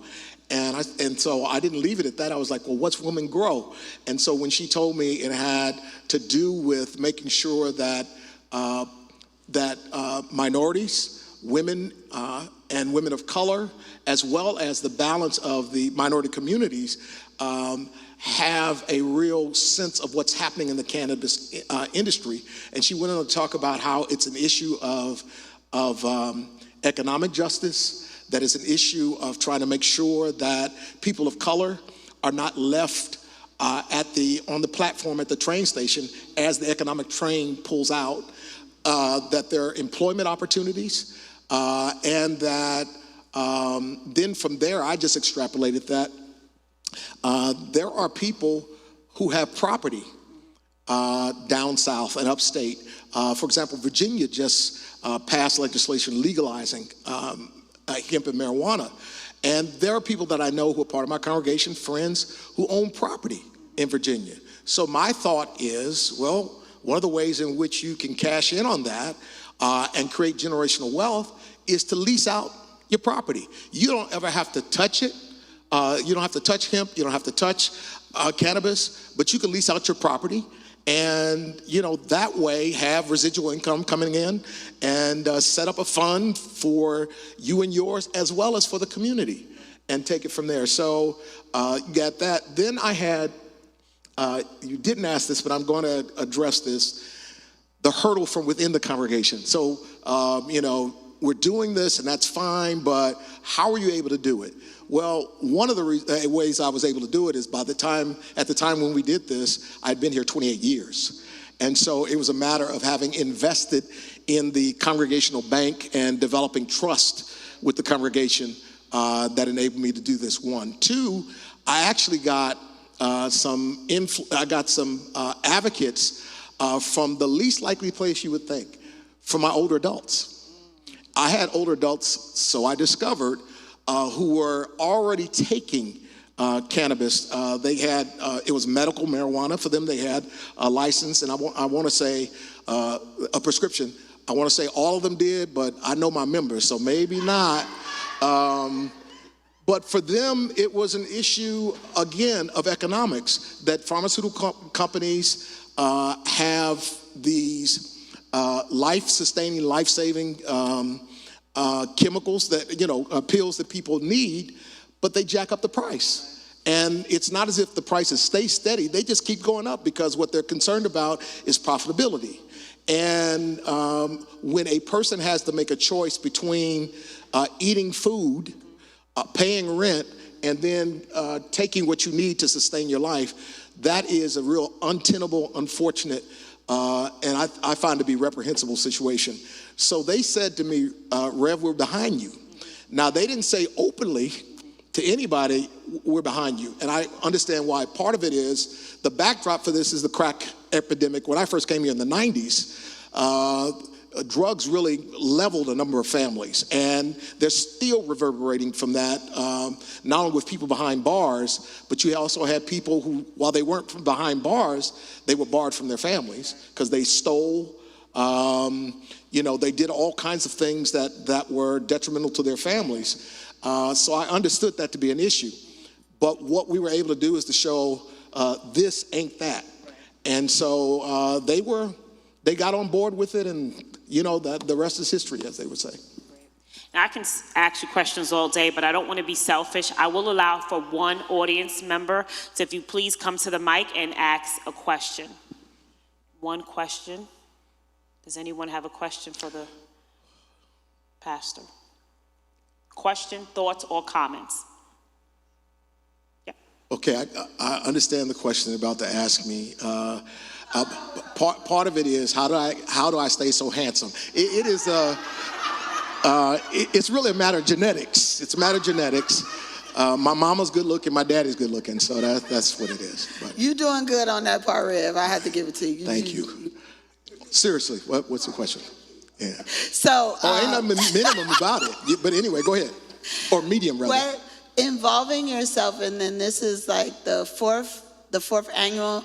What do you hope to gain, and what is your future outlook in the partnership that you're doing with Women's Grow?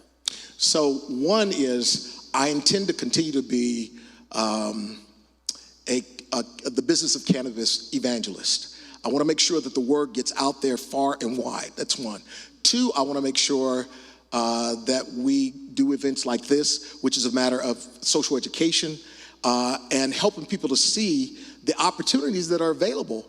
And I think that sometimes people have difficulty seeing the opportunities because emotions tend to cloud their judgment about how they look at the issue. But I think that it's a matter of being able to provide opportunities for people to hear from people who are mirror images of them, and that they can hear and see that, you know what, it's not that this is just not bad.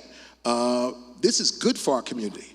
It's good for me. And so got that. Then the third thing is to make sure that we remain advocates for parity, advocates for economic opportunity, because too often is the case that programs are started, but the resources never get down to the community. Right. They get exhausted in administrative fees, and there's very little left to do the work that it's supposed to be done. So I see us doing that. Then the last thing I see is I want to work with the elected officials on trying to make sure that we look at the implications of many of the sentences that were passed down, the draconian sentences that were passed down with the 3 strikes you're out and all of that stuff, and see now that it's legalized, because there are some people who went to jail for little or nothing, and now that it's legalized, can they get their records expunged? Can they be, some people who are serving these long terms, can they get out and be reconnected with their family, and find gainful employment, all those kind of things. So those are the things that I see. Those are the things that I see at this point. Can I ask one more question? I know that you're on your way out of ministry. I know you're making that plan. Who says I'm on my way out of ministry?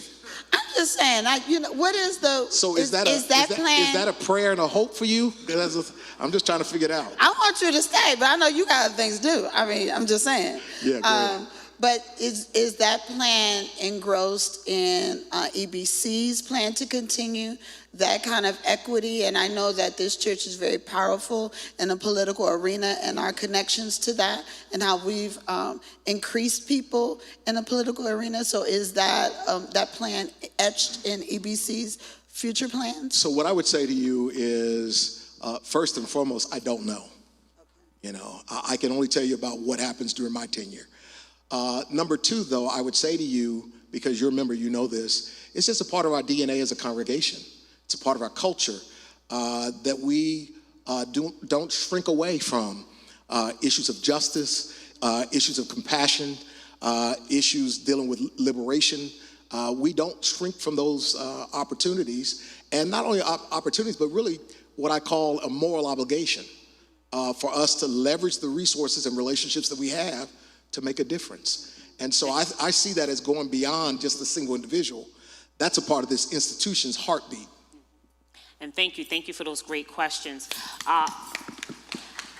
I like what you said about being an evangelist for the business of cannabis, you know, and I'm like so excited that we have a pastor, a reverend that can speak to that. And as we continue to build our faith-based coalition with the Office of Cannabis Management, and you being an ambassador, that this will grow and that other churches and other pastors and other clergies will become part of that. Our next presentation will be discussing just what the pastor was talking about, economic opportunities that are available for folks now, that are coming available for folks now. So we're going to transition this fireside. Before we do, I just want to say two quick things. Number one, I want to encourage you who are present online and in the sanctuary to Google James Everett. He has a theory called, it's in a book called Innovations of Diffusion, and you already know it, you just don't know you know it. It's the subscriber theory. And basically he argues that when you have a new idea, that it's somewhere in the neighborhood of only 2% of the people jump on board, and that's just because they are people who are always on the cusp looking for what's next to do the right thing even before it's known to be the right thing. Then there are the early adopters, and they represent only about 13%. And these are people who see the innovators, they have a chance to talk with them, learn what's what, and then they get on board. The beauty of that group is that they are people with influence. And so when they jump on board, other people are watching them, and then you get what's called the early majority. And they're about 35%, 36%, and they jump on board. Why am I going through this? I'm going through this because what I want you to know is that I don't envision a large number of churches jumping on board with this. I just don't. If you know anything about churches, churches tend to be, by their very nature, conservative. They tend to be liberal on some things, things that don't matter, like foolishness. But anyway, but they tend to be conservative on other things. And I understand that, and I respect it. So I don't look for a whole host of churches to get on board. I think that, like anything else, you just need a handful to get going, and then whoever, you know, you get in where you fit in, kind of thing. So that's that. Then the last thing is this. I was told that I was going to be able to get some weed as payment for participating. So I just want to know, you know, where my payment is, because I don't want people to think I'm just doing this out of the goodness of my heart. I was, you know.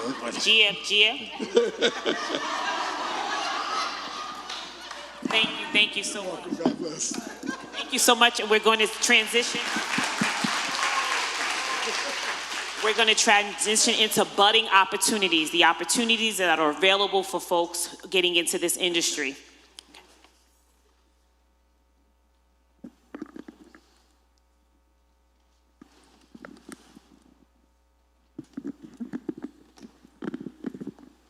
Hello, everyone, again. I'm Julian Vincent from the Community Relations team. And Reverend, you can meet me around the corner back. I'll give you some of that product you're asking for.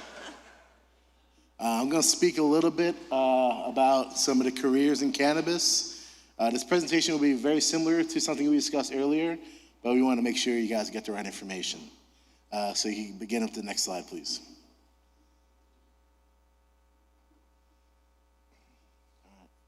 So we're going to talk a little about how we got here, how the Office of Cannabis Manager started, how the MRTA began, a little bit about building the New York State cannabis industry, the careers in cannabis, and then at the end of the presentation, we'll have a couple questions.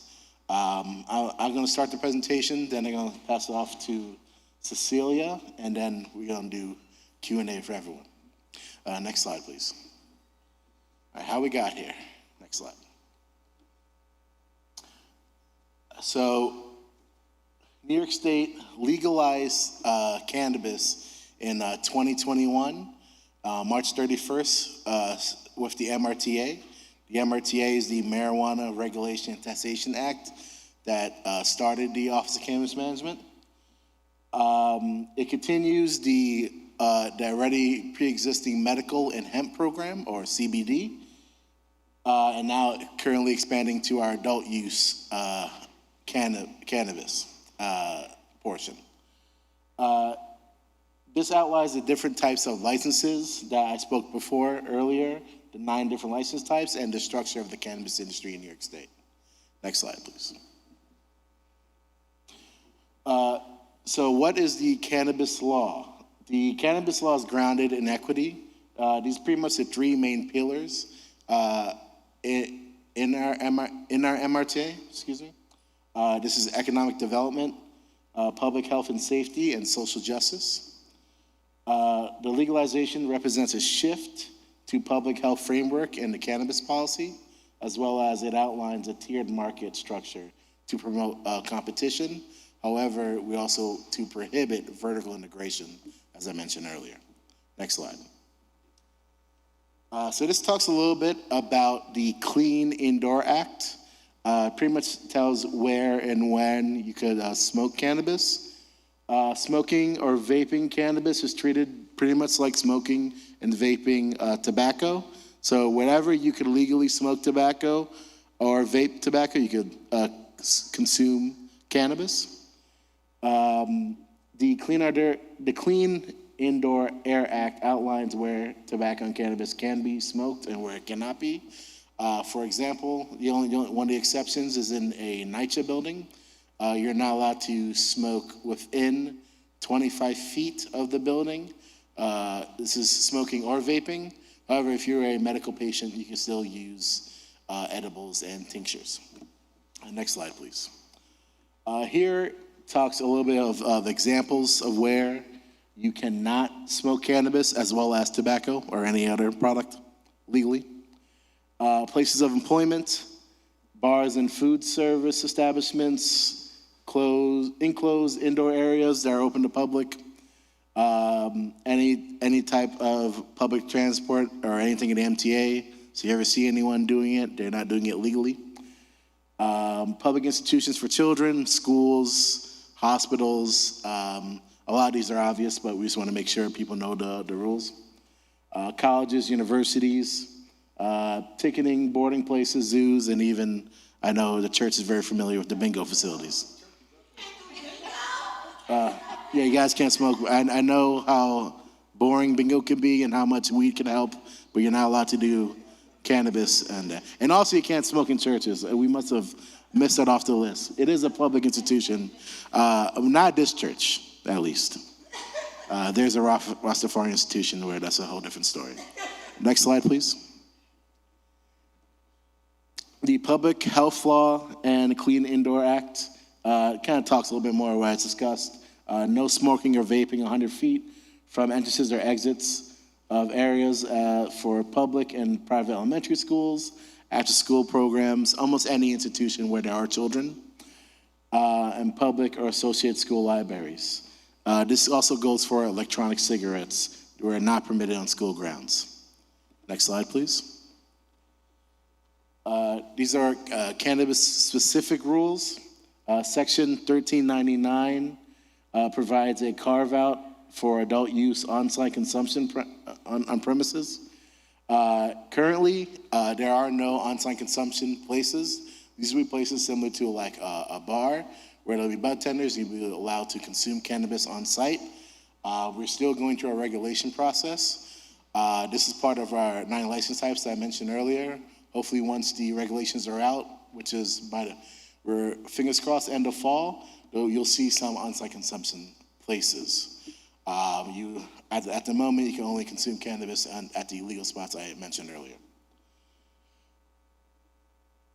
Next slide. I'm just going to breeze through a lot of these. So the Office of Cannabis Management focuses on our adult use recreational program, our medical cannabis program, and our hemp program. These are the 3 main things we oversee. The medical and hemp program has been going on for a while, about since 2014. You could also apply for a license currently. For the adult use recreational licenses, these are the licenses I would recommend waiting until the beginning of fall. Next slide.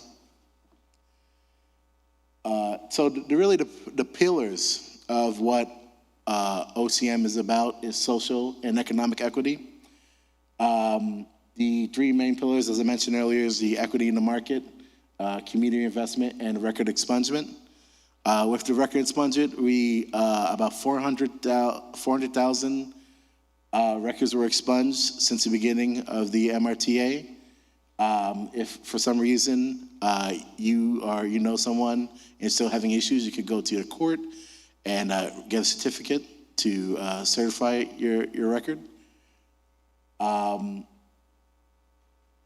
With equity in the market, supporting people and communities that are mostly impacted by the cannabis prohibition and building different businesses. We do want to emphasis on small businesses throughout the market to make sure that they're not being pushed out by big MSOs or big marijuana companies, which is why we prohibit vertical integration. And we have a huge emphasis on community reinvestment to make sure we focus on the communities that are disproportionately impacted, and we work well with our Cannabis Advisory Board to make sure that the money from the cannabis tax revenue go back to the places that are needed the most. Next slide, please. This talks a little bit about that fund I just mentioned. 40% of the fund will go into community grant reinvestment. Another 40% will go into education, and the last 20% will go into drug treatment and public education. As you see here, this adds up to 100. This is specifically meant for, the money here is specifically meant for these resources. Similar to before, the state had programs where they said that the money from the lottery will go into community investment, and we haven't really seen that information. And it went into a general fund that it's kind of hard to track. Here, we made sure that it went 100% into this fund, and it'll be easier to track, especially with the help of the Cannabis Advisory Board. Next slide. These are 9 license types I mentioned earlier. The first one's cultivator. These are the farmers. They're specifically growing, cloning, and harvesting the cannabis products.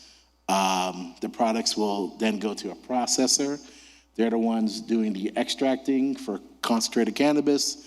They're putting the products into labels and packaging them, which will be sold to the retail dispensary.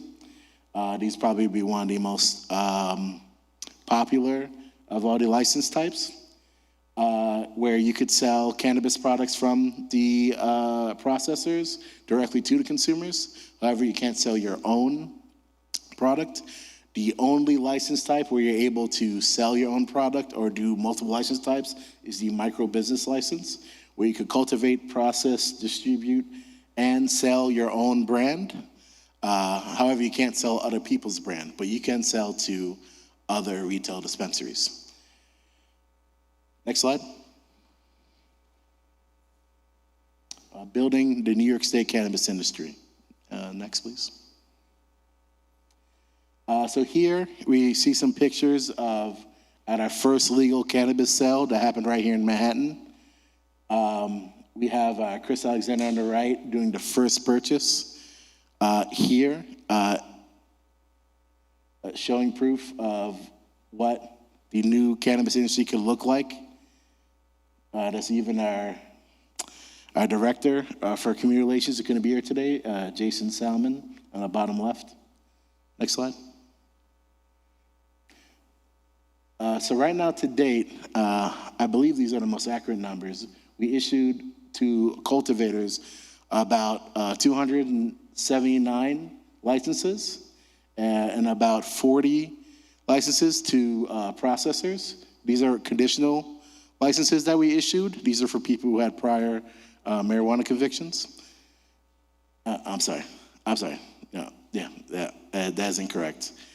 These are for people that we gave conditional license to help the retail businesses. Hemp growers, yeah, forgive me. Next slide.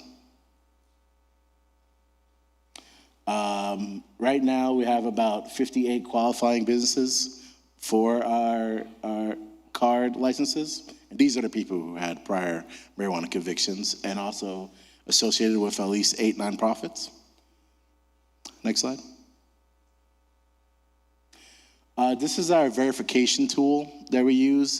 This is something to help identify what a legal dispensary will look like. You'll be able, so once, any of the legal dispensaries, you should be able to see this on the outside window, and you'll be able to scan it, and it'll show you a list of all the New York State licensed dispensaries. If you scan this and it goes, this is a very simple sticker. People will probably make it. If you scan this, it goes to someone's website or personal or any other thing besides the OCM site. Most likely, it is a business not affiliated or licensed through New York State. Next slide.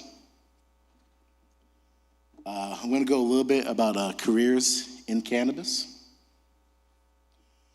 This is usually through the Department of Labor, but however, they're not here today. So I'm just going to kind of breeze through these slides. Next slide, please.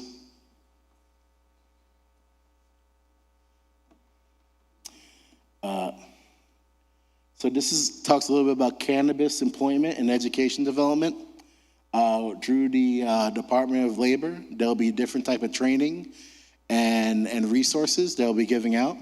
They'll help build out an equitable workforce in the cannabis industry, highlight opportunities in the emerging adult use market, as well as identify educational programs in cannabis, educate the cannabis industry or the New York State Department of Labor standards and best practices. And they also help weave cannabis in the New York State Department of Labor systems. Next slide. There are 95 career centers located throughout New York State. They serve about 500,000 job-seeking customers per year. And there's also about 30,000 businesses per year, which helps give resources locally to people in those regions. Next slide. What these career centers offer is career counseling, job search assistance. There'll be workshops, resume writing, networking, interviewing. There'll be resources for veterans and justice-impacted disability services, as well as access to computers, phones, faxes that you could use for your job search, and this will be all free of charge. Next slide. These are some resources that the Department of Labor has for online job seekers. This is a website for the Department of Labor cannabis content. It's at dol.newyork.gov/cannabis-workforce-development. There's also the Virtual Career Center. Also help for resume, cover letter, and job application assistance.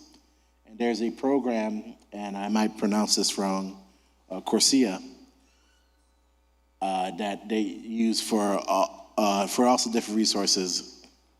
And there's a interview stream that you can check out. Next slide, please. These are business services for licensed cannabis businesses. Through the DOL, they'll be helping for posting jobs, career fairs, and custom recruiting, skill matching with job seekers, as well as navigating tax credits and review labor regulations. Next slide. They also, this is a little bit of a cannabis job overview. The legal adult use cannabis program in New York State is expected to create thousands of new jobs. As full-scale licensing opens in New York, they anticipate a steady job growth of companies to come online. There are a variety of career paths along the seed-to-sale life cycle of cannabis, and these are also into transferable skills to cannabis jobs. So if you have skills so the New York cannabis industry is very brand new. Almost no one has skills of previous marijuana jobs because they didn't exist. So you have skills working in retail, working in accounting. You can use these skills and transforming them to the jobs that are going to be in the new cannabis industry. So if you can learn how to stock, if you learn how to do cashier, if you're a bartender, you could transfer these skills, especially into the retail market, as well as some of the manufacturing and processing jobs in the processor facilities that will be going online in the cannabis industry. Next slide. Job seekers interested in the cannabis industry. While past experience in cannabis is a plus, like I said before, it is not required for most positions in the industry. Someone does not have to be a cannabis user also to work in this industry. There's a lot of people within the industry who have not smoked or even touched cannabis. Next slide. Here are some types of jobs in the emerging market. We have cultivation, as I mentioned earlier, which is about growing, harvesting, and trimming, as well as working on the clones. We have a nursery. They're breeding seeds and growing immature plants. We have extractions, which extract cannabis oils from the cannabis plants, which will be done in the processor. We have manufacturing and infusions, creations, and packaging of cannabis infused products. These are edibles, vapes, tinctures, things of that nature. We also have what most likely will be the most popular retail dispensaries, which include sales, market, retail, and customer service. Next slide. Here are some more jobs within the emerging market, which is distribution.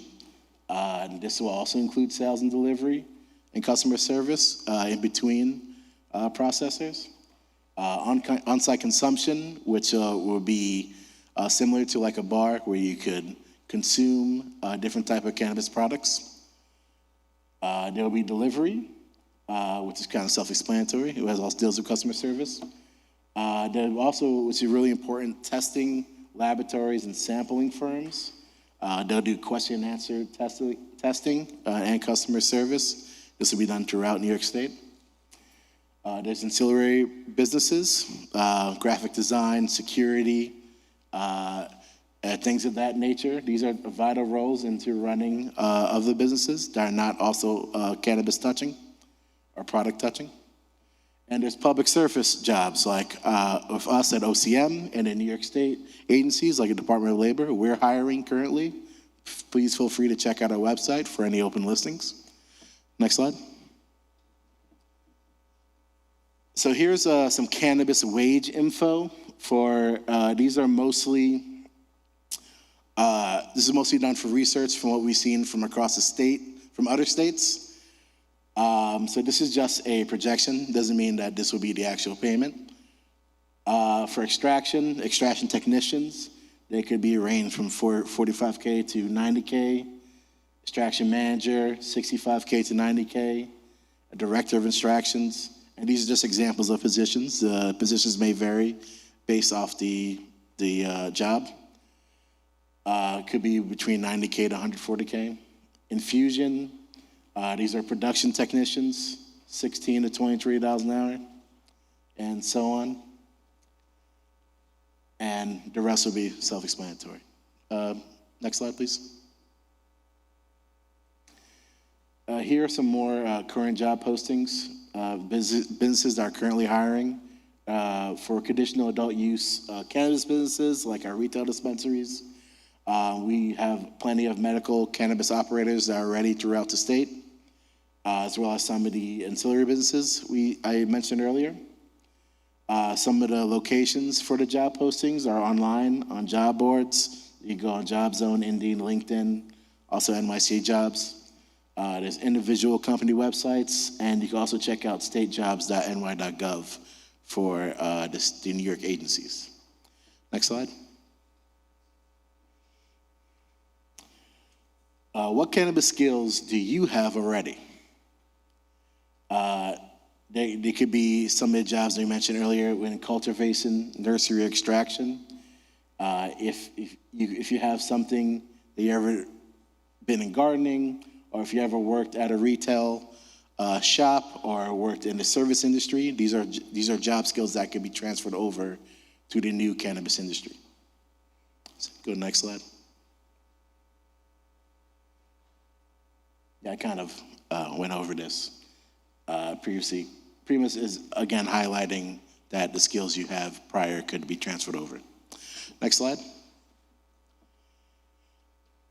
Information, so DOL does help with resume building. They have examples of what you want to put in your resume. Information to include is contact information, work experience and skills, career highlights, relevant knowledge, obviously, education and training. You definitely want to use professional language, and the visual and formatting is definitely key. Next slide, please. This is an example of what a resume could look like. Go to the next slide. Next slide, please. There's also some tips on cover letters. Include your contact information. If possible, address specific persons who can hire you. Tailor your cover letter for the position and the employer. Briefly describe your skills. Use professional language, visual formatting, and it's also very important to be confident and creative. Next slide. Networking in this type of industry is key. Networking at cannabis events, career fairs, and social media is very important. Word of mouth is definitely how the illicit market grew, and it should be transferred over into a legal market. And also events similar to like this. Both businesses and job seekers attend events, can connect afterwards. We encourage following up with contacts, expanding networks for possible job leads. Next slide, please. Educating yourself in the cannabis industry is very important. Part of education is training from employers. Training in community colleges have certain classes, especially SUNYs and CUNYs. You can also get a master's degree and certain degrees in cannabis, as well as private colleges and universities. There's a website to check out some programs that are happening in New York. Next slide. Funding may be available for ancillary businesses and skill training that will be transferable into the cannabis industry. Next slide, please. Cannabis at work. While it is legal for adults 21 years or older to consume cannabis, employers can still enforce policies that prohibit use and possession on the job. Employers are not required to commit any act that would cause them to violate federal law or losing federal funding. The Department of Labor has issued a guidance, which is a 201D, Cannabis in the Workplace, for employers and employees you can check out. There's a link below that you can check. Next slide, please. Labor law and violations. If you feel like you've experienced or witnessed a violation of labor, you can file a complaint directly with the Department of Labor and the Division of Labor Standards. You could do it to that website, or you can call the number, 18852-LABOR. You can also follow the Department of Labor on social media, and call the number for the United States Department of Labor. Next slide. All right. This will be the end portion for the Department of Labor. I'm going to now pass it on to our colleague Cecilia, who's going to do a brief presentation on the Cannabis Workforce Initiative. Thank you.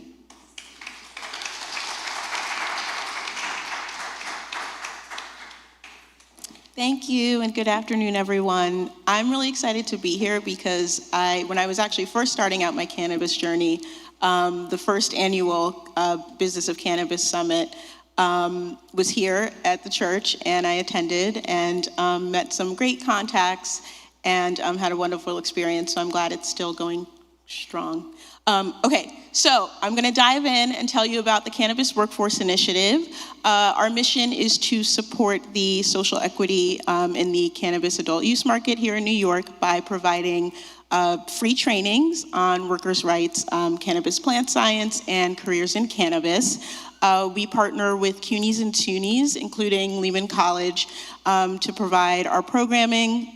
We actually have a 10-week program that's underway with Lehman that's going really, really well. And I just want to emphasize our programs are free.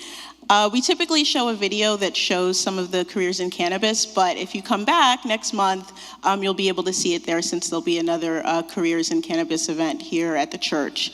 If you want to learn more, we have flyers in the foyer that you can grab that has our website on it, which is cannabisworkforce.org. Thanks so much.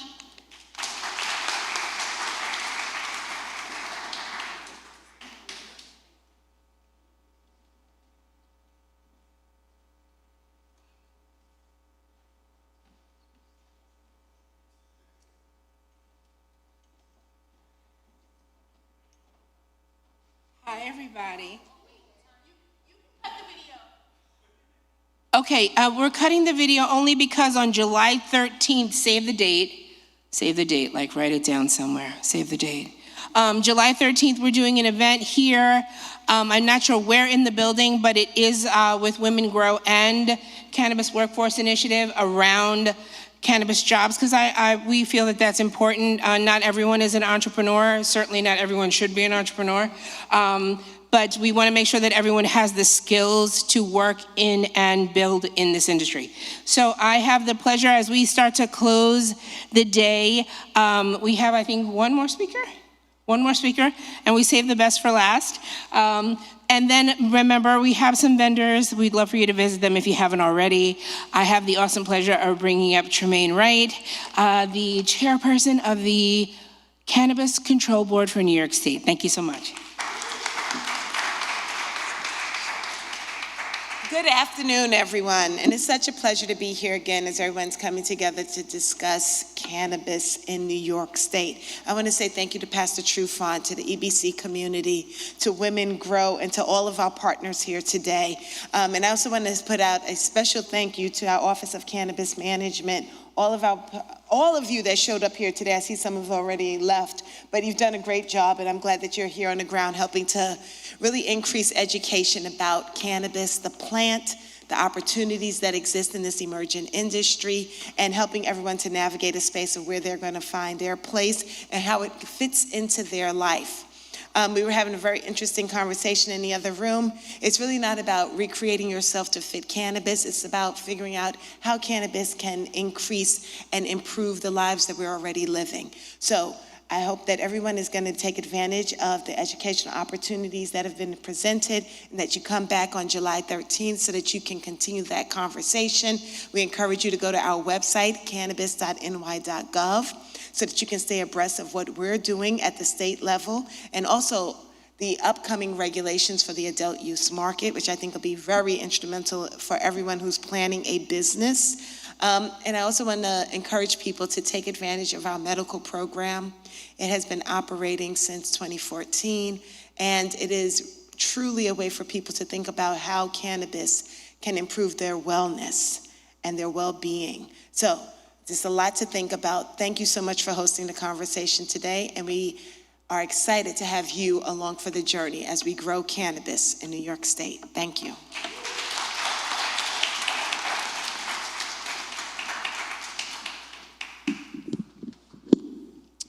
For those of you who are online, as well as those of you in the sanctuary, I want to thank you for being present on this occasion. Again, I want to salute Women Grow, as well as our other partners, in particular New York State, that has made sure that we are able to offer this to you. I not only challenge things in the public square, I also challenge the powers that be. I want to point out that Mr. Vincent, who did the presentation, did a superb job. I want to ask you a couple of quick things. One, is the PowerPoint available online? Because I saw people taking pictures, so it's available? Okay, good.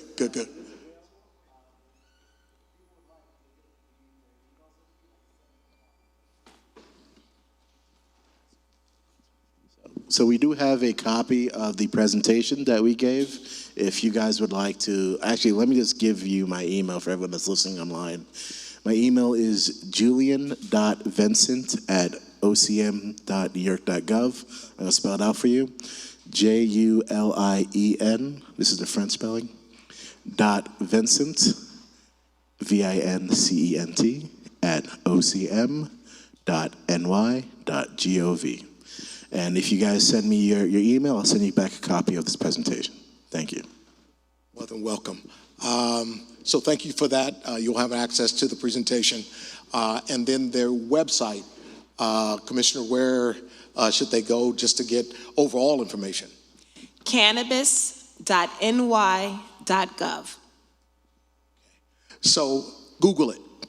What I want to say, and this is the challenge to you, I looked at the salary range, Commissioner, and one of the points that concerned me was that one of the initial entry jobs was only $16 an hour.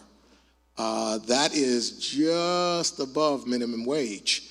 And from where I sit, that's unacceptable.